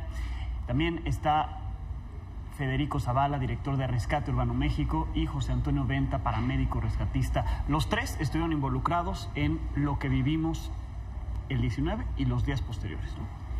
Pues cuéntenos un poco de su experiencia, rescate de 24 horas y de 7 días. Bueno, ya a estas alturas trabajamos 12 días. Llevamos 12 días, ¿no? Nosotros nos retiramos ayer apenas de Álvaro Obregón. Estuvimos 12 días trabajando con 4 brigadas de 7 personas, bueno, 4 células de trabajo, 24 horas en conjunto con todos los grupos de rescate que están allá trabajando. Sí, con rescatistas internacionales y nacionales, ¿no? Estuvo España, estuvo Colombia. La zona cero Correcto. de este sismo. Correcto. Tuvimos 12 días trabajando allá con ellos. Apenas salimos ayer. Bueno, cuéntenos de la experiencia que fue estar ahí presenciando, pues, el drama y la tensión, la angustia, estas horas difíciles de estar al pie del edificio, quizá, pues, que va a ser el que nos recuerde este sismo. Sin duda alguna. Pues, es toda una combinación de sentimientos, ¿no? Desesperación, tristeza, mucha adrenalina, muchas ganas de querer trabajar y de poder hacer rescates, ¿no?, efectivos, pero bueno, pues trabajamos ahí incansablemente. Pero es todo un conjunto de sensaciones, tiene todo un poco. Sí, José Antonio, ¿cómo llegó la llamada a ustedes, ¿no? ¿Cómo se enteran? Bueno, se enteran porque tembló, pero ¿cómo tienen esa necesidad y esa, esa primera señal de dirigirse, y por qué escogieron ese punto en particular, Álvaro Obregón 286? Se ocurre el sismo, después del sismo se hace una evaluación de daños por parte de la Secretaría de Seguridad Pública, y ellos son los que nos activan a través de Federico. Y ya coordinados con los grupos de rescate de la Secretaría de la Cruz Roja, se van desplegando en diferentes puntos las diferentes necesidades que tiene cada edificio. Okay. Ahí en Álvaro Obregón, ¿cuál fue la primera impresión de ustedes? Además de, por supuesto, el colapso del edificio, ¿cuál fue la primera necesidad para entrar y sacar gente? Entiendo que la unidad de ustedes pudo sacar a varios con vida, ¿no? Trabajaron en conjunto con todos los grupos de rescate. Básicamente después de la activación, en realidad, nosotros nos asignaron un edificio en Emiliano Zapata y no recuerdo la esquina, Petén creo que era. Iniciamos los trabajos ahí, pero en realidad ahí había demasiado apoyo y entonces nos cambiaron de asignación a Álvaro Obregón. Álvaro Obregón justo llegaron inmediatamente después de que habían logrado unos rescates iniciales superficiales, y al hacer una evaluación y labor de búsqueda, ubicaron una serie de personas y trabajaron en conjunto con todos para rescatar a las primeras 3 que salieron con vida, ¿no? Bien. No, adelante, Alex. Sí, tú estuviste como voluntaria. ¿Qué fue lo que te llevó a involucrarte en esto, ¿no? ¿Cuál fue, esa primera alerta en ti que dijo, yo necesito hacer algo? Es una razón muy intuitiva, ¿no? No puedo estar sentada, no puedo no hacer algo, ¿no? Yo soy asmática, no podía estar en los escombros, no podía estar en zona cero, ¿no? Pero había que hacer algo. ¿Qué fue lo que hice? Con un grupo de amigos, familia, ¿no? Amigos conocidos que por Facebook me decían, Pau, ¿vas a hacer algo? Porque estoy muy movida, ¿saben qué estaba haciendo? Sí. ¿Qué voy a hacer? Voy a llevar comida caliente, bebidas calientes, ¿no? De madrugada, ¿por qué de madrugada? Porque en el día se entorpecía mucho el tráfico, ¿no? Y llevar comida caliente tiene que ser, claro, afortunadamente en carro, no en bicicleta y no a pie, ¿no? Entonces, salíamos de 3 de la mañana, ¿no? Empezábamos por varios puntos, ¿no? Un ejemplo, ¿no? Íbamos al multifamiliar de Tlalpan, terminábamos de repartir ahí el chocolate caliente, el pan, y veíamos en verificado 19S, ¿no? ¿Dónde más se necesita bebida caliente? ¿No? Y de ahí nos movíamos ya sea a Chimalpopoca, a Eje 5, a Petén y Zapata, ¿no? Petén y División, porque Eje 5 también les tocó a Sí, fue fue otra de las zonas más afectadas, todo alrededor del eje 7 Azul, ¿no? Sí, y es una necesidad más bien es una impotencia muy grande, ¿no? Y una angustia de ¿por qué no estoy haciendo nada? Claro. ¿No? ¿Por qué no estoy ahí? ¿No? Y al final creo que eso es lo que nos deja este sismo. No importa dónde estés, no importa, hay gente que con discapacidad, ¿no? Que vive con una discapacidad, estaba entre los escombros dando comida, ¿no? Todos podíamos hacer algo. Paulina, a tu generación la han identificado como los millennials, la generación de narcisistas, de egoístas, que no piensan que en la sociedad, que son muy apáticos, y ahora descubrimos que no, que evidentemente esos eran puros lugares comunes de algunos sociólogos distraídos, y realmente es una generación que se está descubriendo a sí misma como una generación muy valiosa en términos de participación. Bueno, la sociedad se ha estudiado como de la misma forma durante 1 o 2 siglos y la sociedad va cambiando, ¿no? Y yo creo que el resultado de que hoy los jóvenes, y no solo los jóvenes, bueno, tú eres muy joven, no, pero no solo los jóvenes, ¿no? Sino una sociedad en conjunto se mueva, pues es eso, quizás hay que cambiar parámetros de estudio, ¿no? Hay que dejar de ser prejuiciosos con las juventudes, con ciertos grupos etarios, sí. ¿no?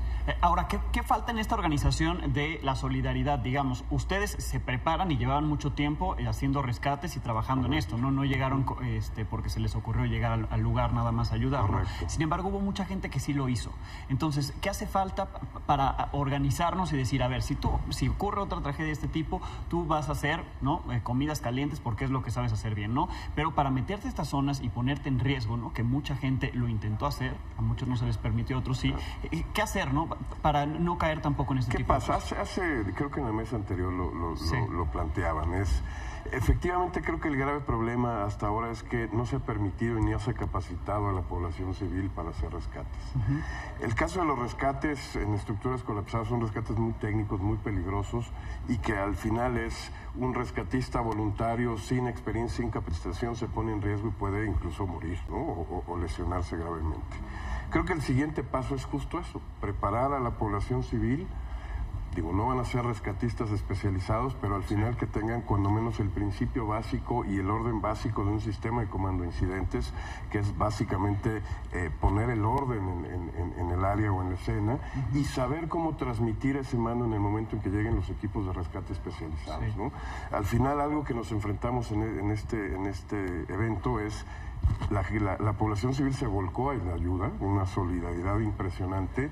Sin embargo, sin conocimiento estaban 800 o 900 personas arriba de una estructura que podía colapsarse y al final matar a quienes querían rescatar, ¿no? Entonces esa parte es, creo que el siguiente paso, ¿no? Empezar a preparar y a capacitar y enseñar a la población civil en cómo puede actuar y cuál es la mejor manera de actuar en caso de... Sí, ¿cómo decidiste tú ser rescatista y cómo ha sido todo tu proceso de preparación?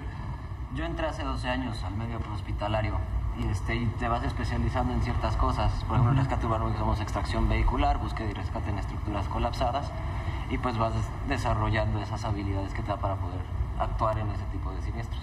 Claro, digamos, no es algo reciente, ¿no? O sea, para que tú pudieras estar arriba de ese edificio con el conocimiento, son muchos años de experiencia. Sí, son muchos años de experiencia y mucha dedicación, y sobre todo pues nosotros que somos voluntarios y nosotros pagamos nuestros cursos, nuestro equipo, tenemos que ser 100% autosustentables para poder actuar en un siniestro así. Sí. Y que es parte de lo que se ha discutido, ¿no, Héctor? De sí ayudar, pero ¿cómo, no? ¿Cómo y a quién no? Y no meterte tampoco en problemas, claro, en este caso arriesgar la vida. Bueno, aquí Paulina nos lo muestra. Hay distintas redes de ayuda, ¿no? Sí. Los que están especializados y capacitados para entrar a zonas que dan miedo. Cuando veíamos en las imágenes hace un par de días a los rescatistas entre las losas, uno piensa... pequeño movimiento de esa estructura y adiós el rescatista también. Claro, lo hacen porque saben cómo hacerlo, pero alrededor de ellos hay círculos de apoyo, círculos de ayuda, y pues aquí, Paulina, tú eres un ejemplo de este tipo de círculos que son muy importantes. Sí, toda la gente que llegó con comida, ¿no? Que llegó con agua, que empezó la recolección de víveres, ¿no? Porque el rescate inicia cuando empiezas a quitar escombros, ¿no? Pero termina cuando otra vez dignificas la vida de las personas que tienen un hogar donde vivir, que tienen el sustento, la alimentación, ¿no? Ahí termina. Y también para las personas que estaban en estos lugares, ¿no? Los rescatistas, hasta medios de comunicación a mí me ofrecieron café durante toda la noche que estuve ahí. No, llegó gente a ayudar a todos. Claro, sobre todo a ellos, ¿no? Sí. O sea, es que se divide en dos. ¿no? A la sociedad, a la población afectada, ¿no? Y la ayuda a la población que está apoyando, ¿no? A los voluntarios. Nosotros le dimos chocolate caliente a la Marina, a Televisa, ¿no? Hasta la gente como de limpieza de la Ciudad de México, ¿no? Que va removiendo todos ellos. Que al final, en el caso específico de Álvaro Obregón, por ejemplo, es efectivamente desde la gente que limpiaba los baños y limpiaba los campamentos de los rescatistas, de la gente que tenían 10, 12, hoy del 13º día trabajando, todo digamos que es una maquinaria perfecta, ¿no? Los rescatistas pueden dormir limpios en un lugar seguro porque había todo un grupo de carpinteros que hicieron campamentos y pusieron lonas, incluso hicieron hasta literas improvisadas con la madera, donde los rescatistas podían dormir tranquilas y cómodamente, ¿no? Y toda la comida, al final, toda la alimentación de todos esos grupos de rescate corrió a cargo de la gente que estaba ayudando y que le llevó las clínicas de masajes, ¿no? Los masajistas de la Condesa que salieron ahí a darles terapias físicas, ¿no? Salieron dos. Sí, hubo mucha, cada quien agarró como la parte que sabía para tratar de apoyar. Correcto. Incluso uno de los, Imperial creo que se llama, uno de los antros o cantinas los o algo, bares, prestaba sus instalaciones para que la gente durmiera, les daba chocolate, comida caliente, les prestaba los baños, improvisó lugares para que la gente pudiera entrar a descansar, ¿no? La verdad es que la solidaridad ahí funcionó como una maquinaria perfecta para que todos sigan trabajando. En este momento sigue trabajando la gente ahí, ¿no? José Antonio, ¿cuál es la dificultad de mantener un grupo como de rescatistas como ustedes cuando no hay estas crisis, cuando la solidaridad se ve pues adormecida, cuando no está esta cantidad de gente volcada hacia ustedes? Pues es un hobby bastante caro, pero pues sale de, pues nosotros, no sé, se dedica a la televisión, yo soy fisioterapeuta y pues de eso como que destinas un presupuesto directo para que ya sabes que se va entero directamente en su otra vida, porque tienen una vida adicional a la de rescatistas. Por supuesto. Son rescatistas de fines de semana algunos, otros les tocará entre semana, ¿no? Sí, finalmente básicamente todo el mundo tiene su trabajo de lunes a viernes y de viernes a domingo aprovechamos para donar nuestro tiempo y salir a dar servicio en el servicio cotidiano, digamos, ¿no? Y bueno, pues en estas emergencias mayores, pues ni hablar, ¿no? Nos tocó trabajar 12 días, muchos dejando de lado su trabajo, muchos yendo a trabajar y en la noche regresando a trabajar, ¿no? Ahora, Paulina, por ejemplo, en el caso de tu brigada, ¿de dónde sacaron los recursos para pues comprar todo lo que necesitaron? Y pues en tu caso también ibas a trabajar de lunes a viernes y en las madrugadas a repartir bebidas calientes. Así es. El recurso inicial fue de nosotros, ¿no? Luego, conforme pasaban los días, la gente veía lo que estábamos haciendo. Y no puedo estar ahí, no puedo estar contigo, no te puedo ayudar a hacer las cosas, pero te mando dinero, ¿no? Hubo una persona que de Chiapas, ¿no? En Chiapas las cosas están muy mal. Dijo, te voy a mandar una cantidad de dinero, fue una cantidad de dinero considerable, ¿no? Me dijo, porque allá están buscando vidas, ¿no? Y solo pensar que puede haber gente entre los escombros lo merece. Entonces toma este dinero, ¿no? Y sigue con la labor de llevar comida. Claro. ¿Cómo hacer que esto no pare así, ¿no? Digamos, ustedes van a seguir con la brigada de rescate como lo han hecho siempre. Tú vas a seguir con tu vida normal y tal vez ahora que hay necesidades, sigue Chiapas, sigue Oaxaca, aquí habrá zonas que sigan. Pero ¿cómo mantener esto? ¿Qué recomendación le podemos hacer a la gente para que los apoye si los puede apoyar o se sume si se puede sumar y esto no termine con 2 semanas después? Sí, o 3 semanas después. La vida ya en la ciudad como que retomó su actividad normal y se empieza a olvidar todo esto. Pues en realidad seguir que los medios sigan dándole vigencia, ¿no? Y de alguna manera las instituciones oficiales empiecen a programar esta serie de capacitaciones. A nosotros, bueno, finalmente nosotros estamos abiertos a quien que se quiera integrar con nosotros, es más que bienvenido, ¿no? Hay todo un proceso de capacitación, etcétera, pero al final... Luego ya vieron que sucede, que puede pasar mañana otra vez, ¿no? Entonces, entre más gente se integre, no pueden recibir dineros porque tienen que ser autosustentables, pero en especie se puede. En especie se puede, correcto. ¿Ustedes qué es lo que piensan hacer para continuar y que no termine así esto? Nosotros es un llamado a la juventud, ¿no? Yo soy joven, hemos roto un estigma que se tenía en nuestra generación.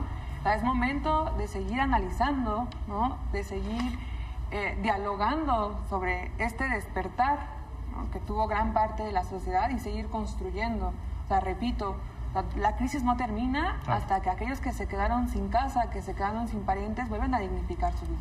¿no? Y vuelven a ejercer sus derechos en plenitud.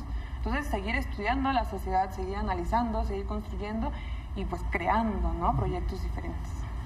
Muy bien, Paulina, José Antonio, Federico, muchísimas gracias por acompañarnos esta noche. Vamos a continuar con otros temas todavía en este programa especial de la solidaridad recuperada.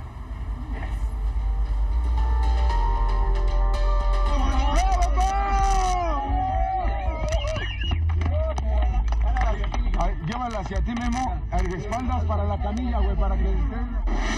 ¡Ah, ya se me escapó! ¿Falta de qué? De cabra. Sí. ¿Quién se tocó? Sigue ahí. ¡Vámonos, Simón, vámonos! Cállense, impúlsate. Vamos. Bien.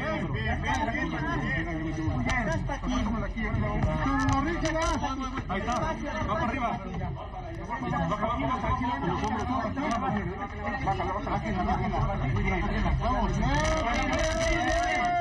Bien, vámonos. No te preocupes, súbete. Vámonos ya, vámonos, acuéstenla. Vente, Yaco. Vamos, Yaco. Venga, Yaco. Muy bien, Yaco, muy bien.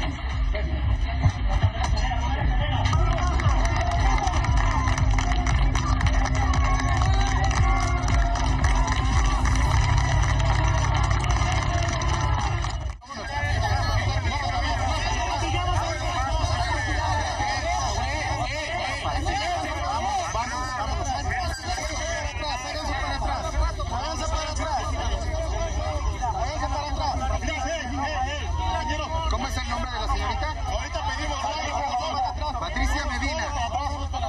Vámonos para atrás. Patricia Acevedo. Y tenemos otra mesa, voluntarios también que se sumaron después del sismo del 19 de septiembre. Cristina Morón es voluntaria de la Universidad Iberoamericana, organizó redes de acopio desde el sismo del 7 de septiembre. Además está José Luis García, internacionalista de la UNAM, así como Martín López Gallegos, internacionalista también de la UNAM y quien estuvo en la zona de Álvaro Obregón y en el multifamiliar de Tlalpan. Corrijo, José Luis García es de la UACM. Sí. Bienvenidos los tres.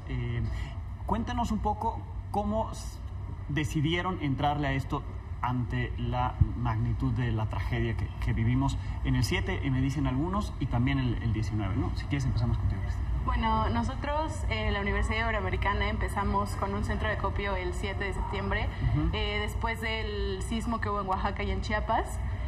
Lo organizamos a través de las sociedades de alumnos de toda la universidad, y pues creo que lo hicimos porque al final es nuestra responsabilidad actuar ante estos desastres y estas catástrofes.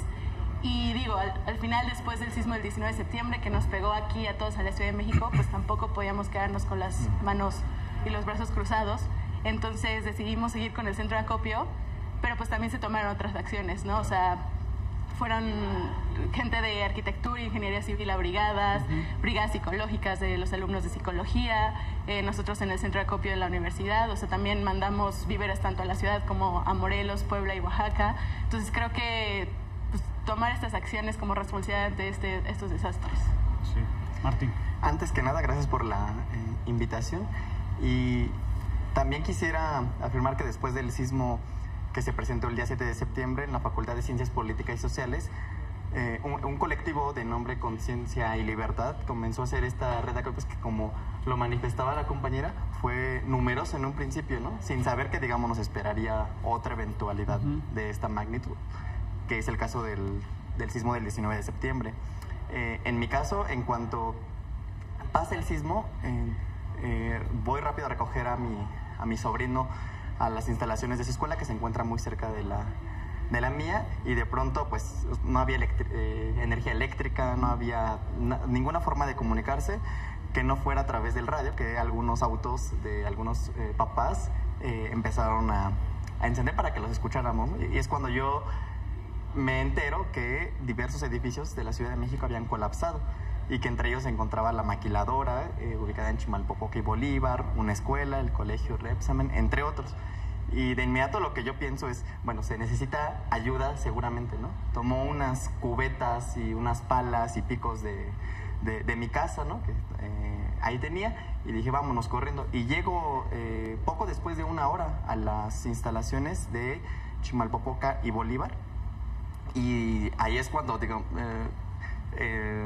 nos tuvimos que ir algunos compañeros y yo caminando desde el metro Chabacano, porque estaba cerrado lo que es Tlalpan, la circulación, etcétera. Entonces íbamos caminando y de pronto nos íbamos encontrando bastantes, ¿no? O sea, ni nos conocíamos, pero todos llenando la calzada de Tlalpan con cubetas en la mano, con lo que trajéramos de herramientas y dirigiéndonos hacia los diversos puntos de la catástrofe, ¿no?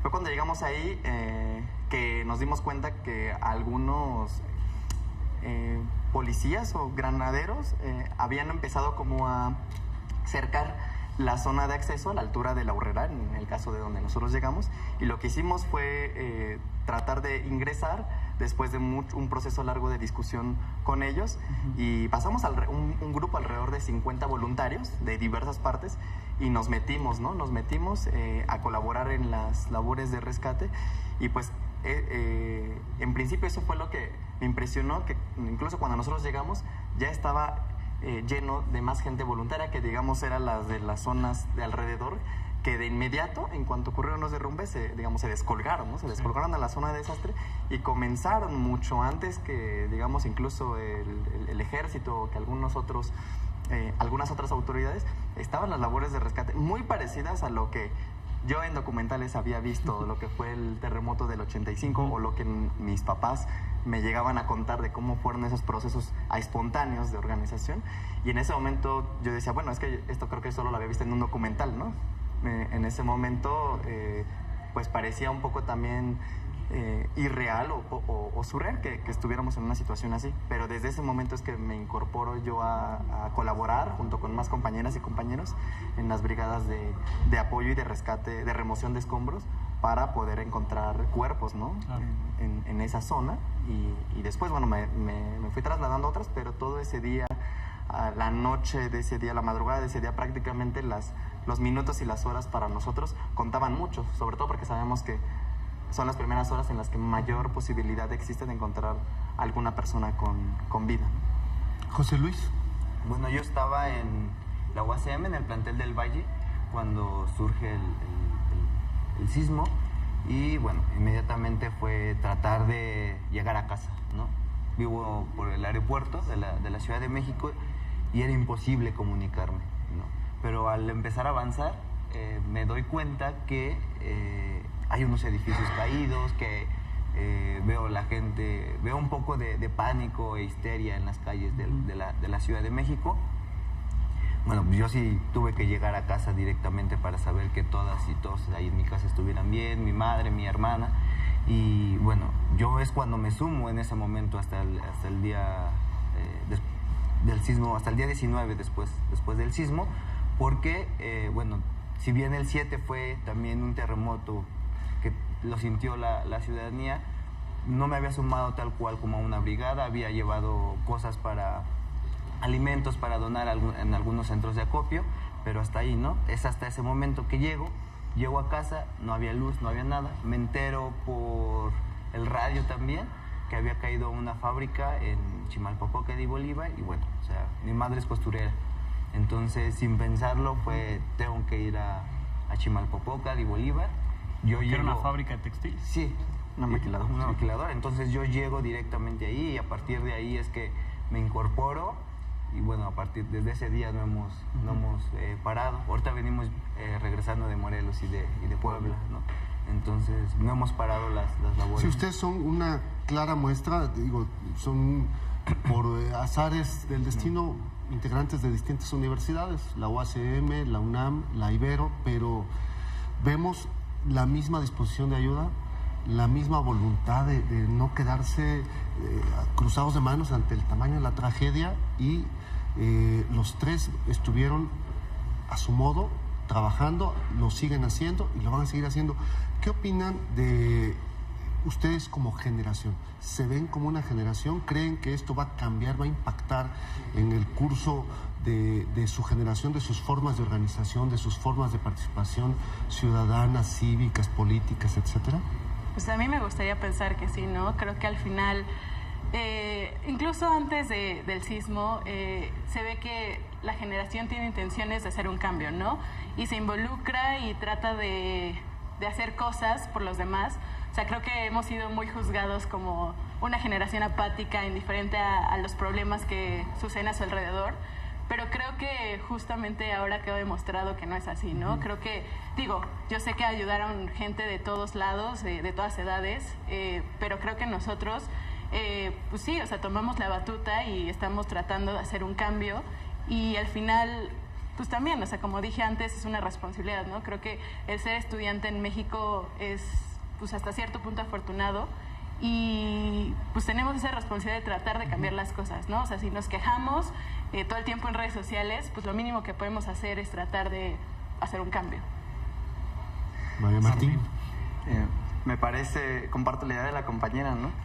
Que también me gustaría pensar que sí, y yo creo que sí, que esto lo hemos demostrado no solo desde este momento, sino en años previos en las calles, ¿no? Luchando y sí, quejándonos por bastantes situaciones que a nosotros no nos parecen precisamente porque como generación hemos notado que se nos ha arrebatado prácticamente todo, pero menos la esperanza, ¿no? Menos la esperanza de seguir luchando por un país en el que exista justicia, un país en el que exista paz, un país en el que exista una posibilidad de vivir con dignidad y que nosotros a partir de momentos como este, el de los recientes sismos que hemos vivido, creo que a muchos de nosotros y nosotras nos cambia la vida, ¿no? Nos cambia mucho la perspectiva, muchas formas de ver las cosas. Es cierto que algunos y algunas ya veníamos anteriormente participando, involucrándonos en distintas formas de participación políticas, pero también es cierto que esto marca el inicio de otra etapa en la que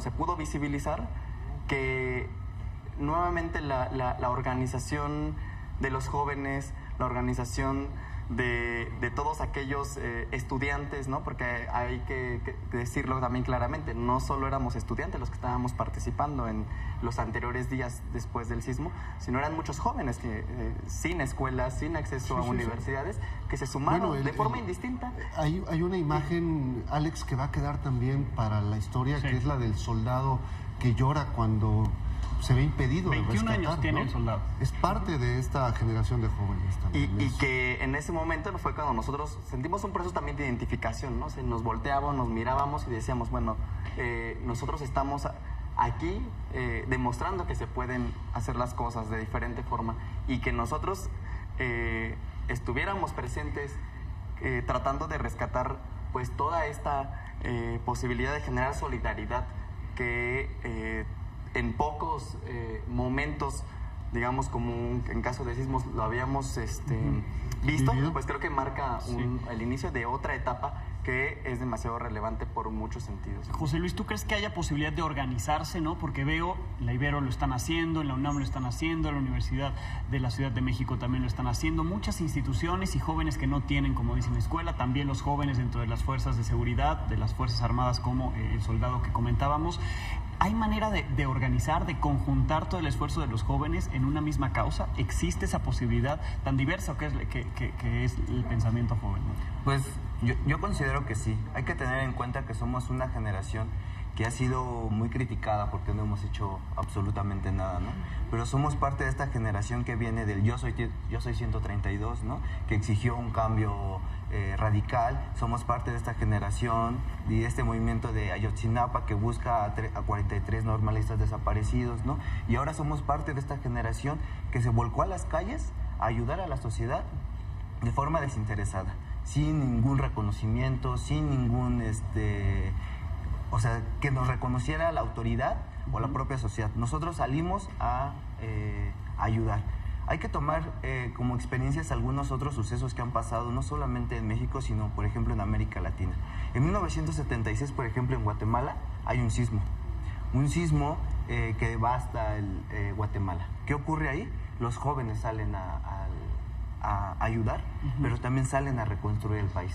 Es lo que está pasando actualmente en México, ¿no? Los jóvenes saliendo no solamente a las calles de la Ciudad de México, sino a Puebla, a Guerrero, a Oaxaca, a Chiapas, y se están dando cuenta, están conociendo el México real, un México pobre, un México marginado, un México que pareciera que es muy lejano a nosotros, pero que lo tenemos tan solo al salir de nuestras casas, ¿no? También lo que estamos viendo en Oaxaca y Chiapas, ¿no? Sí. En Guatemala se logró que estos jóvenes se integraran a una vida política, que se politizaran. Y al menos, y es lo que yo vi, por ejemplo, en Chimalpopoca, había muchos jóvenes de distintas clases sociales y ni siquiera eran universitarios y estaban muy politizados. O sea, sabían que eran marginados, sabían que eran pobres, sabían que eran de una clase baja y sabían que, por ejemplo, a las autoridades no se les podía pedir nada ya, porque las autoridades los habían abandonado y ellos empezaban a buscar la autoorganización, y que fue algo que pasó y es algo que se vio en Chimalpopoca, autoorganizarnos hasta el final.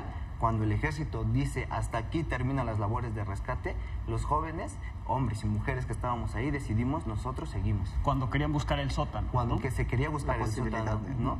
Y era por un rumor. Cuando vemos llegar a una señora que buscaba a su esposo, la vemos que llega llorando, la vemos, y era muy desconcertante toda la situación que vivíamos ahí. Muy diferente a la que, por ejemplo, cuando uno se alejaba un poco de los lugares y veía las redes sociales, veía demasiados mensajes muy contradictorios, ¿no? Y todo el mundo contactando a la gente, bueno, a los que estábamos ahí, nos preguntaban cosas y a veces nosotros no sabíamos qué contestar porque era muy, si bien Chimalpopoca era muy pequeño, también todo lo que ocurría ahí era muy difícil de explicar, de saber si era cierto o no. Entonces, a partir de ese rumor que surge, pues nosotros dijimos, nosotros no nos vamos hasta no encontrar el último cuerpo, ¿no? Y fue por ejemplo, ahí ahí es un ejemplo de cómo los jóvenes decidieron seguir organizándose, ¿no? Cómo decidimos, a pesar de que la autoridad había dicho que no. Ahora, en el primer minuto hubo tanta voluntad de ayuda que era un caos. Era un desbordamiento que pues provocaba también que no llegara la ayuda donde tenía que llegar, que llegara a lugares equivocados, que llegara demasiada gente, algunos puntos como en La Condesa y otros como en Iztapalapa no llegara la gente. En fin, las redes sociales les ayudaron a organizarse. Es un cambio fundamental el haber vivido este sismo con internet. Sí, yo creo que fueron pues muy importantes justamente ahora. De hecho, en la Ibero, el Departamento de Comunicación, yo estudio comunicación, trató de hacer unas brigadas de comunicación donde verificaban información para que justamente no llegara información falsa o tarde pues a los diferentes lugares que estaban apoyando, ¿no? Tanto centros de acopio como brigadas, etcétera, porque pues tanto como son muy útiles las redes sociales, pues también crearon un poco un caos, ¿no? O sea, vimos esta gran ayuda que se vio pues en todos lados y que nadie sabía dónde ir ni nadie sabía cómo organizarse en las primeras horas después del sismo. Entonces creo que, o sea, son muy útiles, pero también hay que saber cómo utilizarlas y tampoco hay que compartir las cosas sin verificar antes si es información verídica o de dónde viene la fuente o a quién podemos contactar para llevar esa ayuda. Darlas, ¿no?, por ciertas antes de saber Exacto. que son reales, ¿no? Efectivamente, yo considero también que las redes sociales jugaron un papel importante. Recuerdo que cuando estábamos en algunos lugares, ¿no?, ya sea en los multifamiliares de Tlalpan o en la maquiladora de Chimalpopoca y Bolívar, algunos de nosotros compartíamos mensajes de se necesitan en este momento tantos picos, se necesitan en este momento cortadores de varillas, se necesitan tantas cosas, y hay veces que sí, las cosas no llegaban de un minuto a otro, pero llegaban de forma casi inmediata y no te llegaba una herramienta, no te llegaban dos, se multiplicaban y te llegaban hasta más de 10, más de 20 cosas, y a veces decíamos, ya, estamos vasos en este momento de herramienta de esta característica, ¿no? Pero creo que sí juegan un papel importante, son unas herramientas de comunicación que son trascendentales, a diferencia quizá del 85, cuando no existían estas. Sin embargo, también considero que se debe dar una utilidad de forma muy consciente, porque también es cierto que a veces la propagación de informaciones rumores, que no son, digamos, las que se requieren o que no son verídicas, pues también es un fenómeno, ¿no?, que estamos viviendo. Bueno, vamos a cerrar el por tiempo, pero José Luis, ¿con qué concluyes? Bueno, pues concluyo con que estamos en un proceso que apenas inicia de autoorganización, ¿no? Organización comunitaria, organización solidaria que viene desde abajo y que no podemos permitir que nos la arrebaten, y no podemos permitir que se acabe. Debemos seguir saliendo a las calles, debemos seguir exigiendo que, por ejemplo, el Estado genere ciertos mecanismos de regulación de las inmobiliarias, ¿no? Queremos la lista de todos los muertos, de todos los... Porque también es un problema que hay, ¿no? Ahí que no sabemos realmente cuántos muertos... O sea, hay cifras y cifras aún y no, cifras. Digamos, ¿no? Y gente que sigue exigiendo la presentación de los cuerpos de sus familiares, ¿no? Entonces también estamos en este proceso en el que, si bien es una situación desencadenada por un fenómeno natural, no podemos quedarnos ahí, ¿no? Claro. O sea, el país nos necesita y ya nos dimos cuenta, ¿no? Entonces debemos salir a las calles a seguir organizándonos y a seguir luchando por un mejor México y un mejor futuro. Bien, pues les agradecemos a los tres que hayan estado aquí. Por supuesto, seguimos atentos a lo que siguen haciendo, porque esto no para, como lo dicen los tres, hay que seguirle, ¿no? Héctor, pues terminamos así, ¿no? Pues muchísimas gracias, José Luis, Martín, Ana Cristina. Gracias. Y Alex. Terminamos esta mesa especial de 2 horas. Hay que agradecerle también a la audiencia por habernos acompañado. Vamos a seguir con estas coberturas a lo largo de los próximos días, como lo ha hecho todo el equipo de Milenio Televisión, tanto en cámara como detrás de cámara. Muchísimas gracias, buenas noches y siga usted aquí con Milenio bien informado.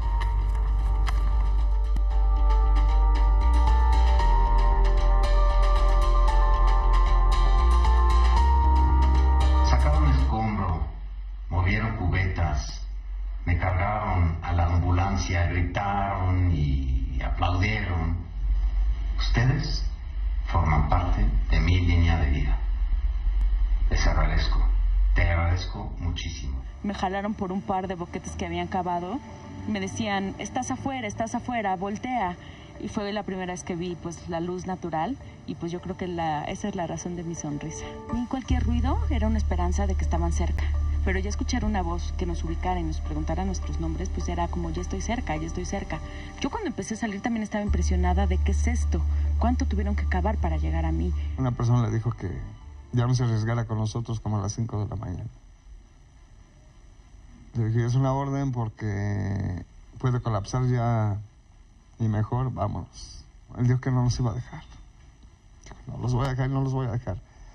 Y nos sacó. Yo estoy seguro que lo escuché cuando gritó que quería que lo sacáramos. Entonces eso me alientó. Yo creo que justo en el momento que más mal nos sentíamos y que como que estábamos cayendo en una resignación. No, pues fue así como una luz, porque justo en el momento en que nos avisaron, yo acababa de reconocer el cuerpo de mi papá. Yo me encontraba en las instalaciones del INCIFO yendo a reconocer el cuerpo de mi papá. Y bueno, le hablaron a mi mamá y fue como algo así como que, bueno, un poquito de tranquilidad, ya luz hacia el final del camino de que, bueno, la perrita estaba conmigo.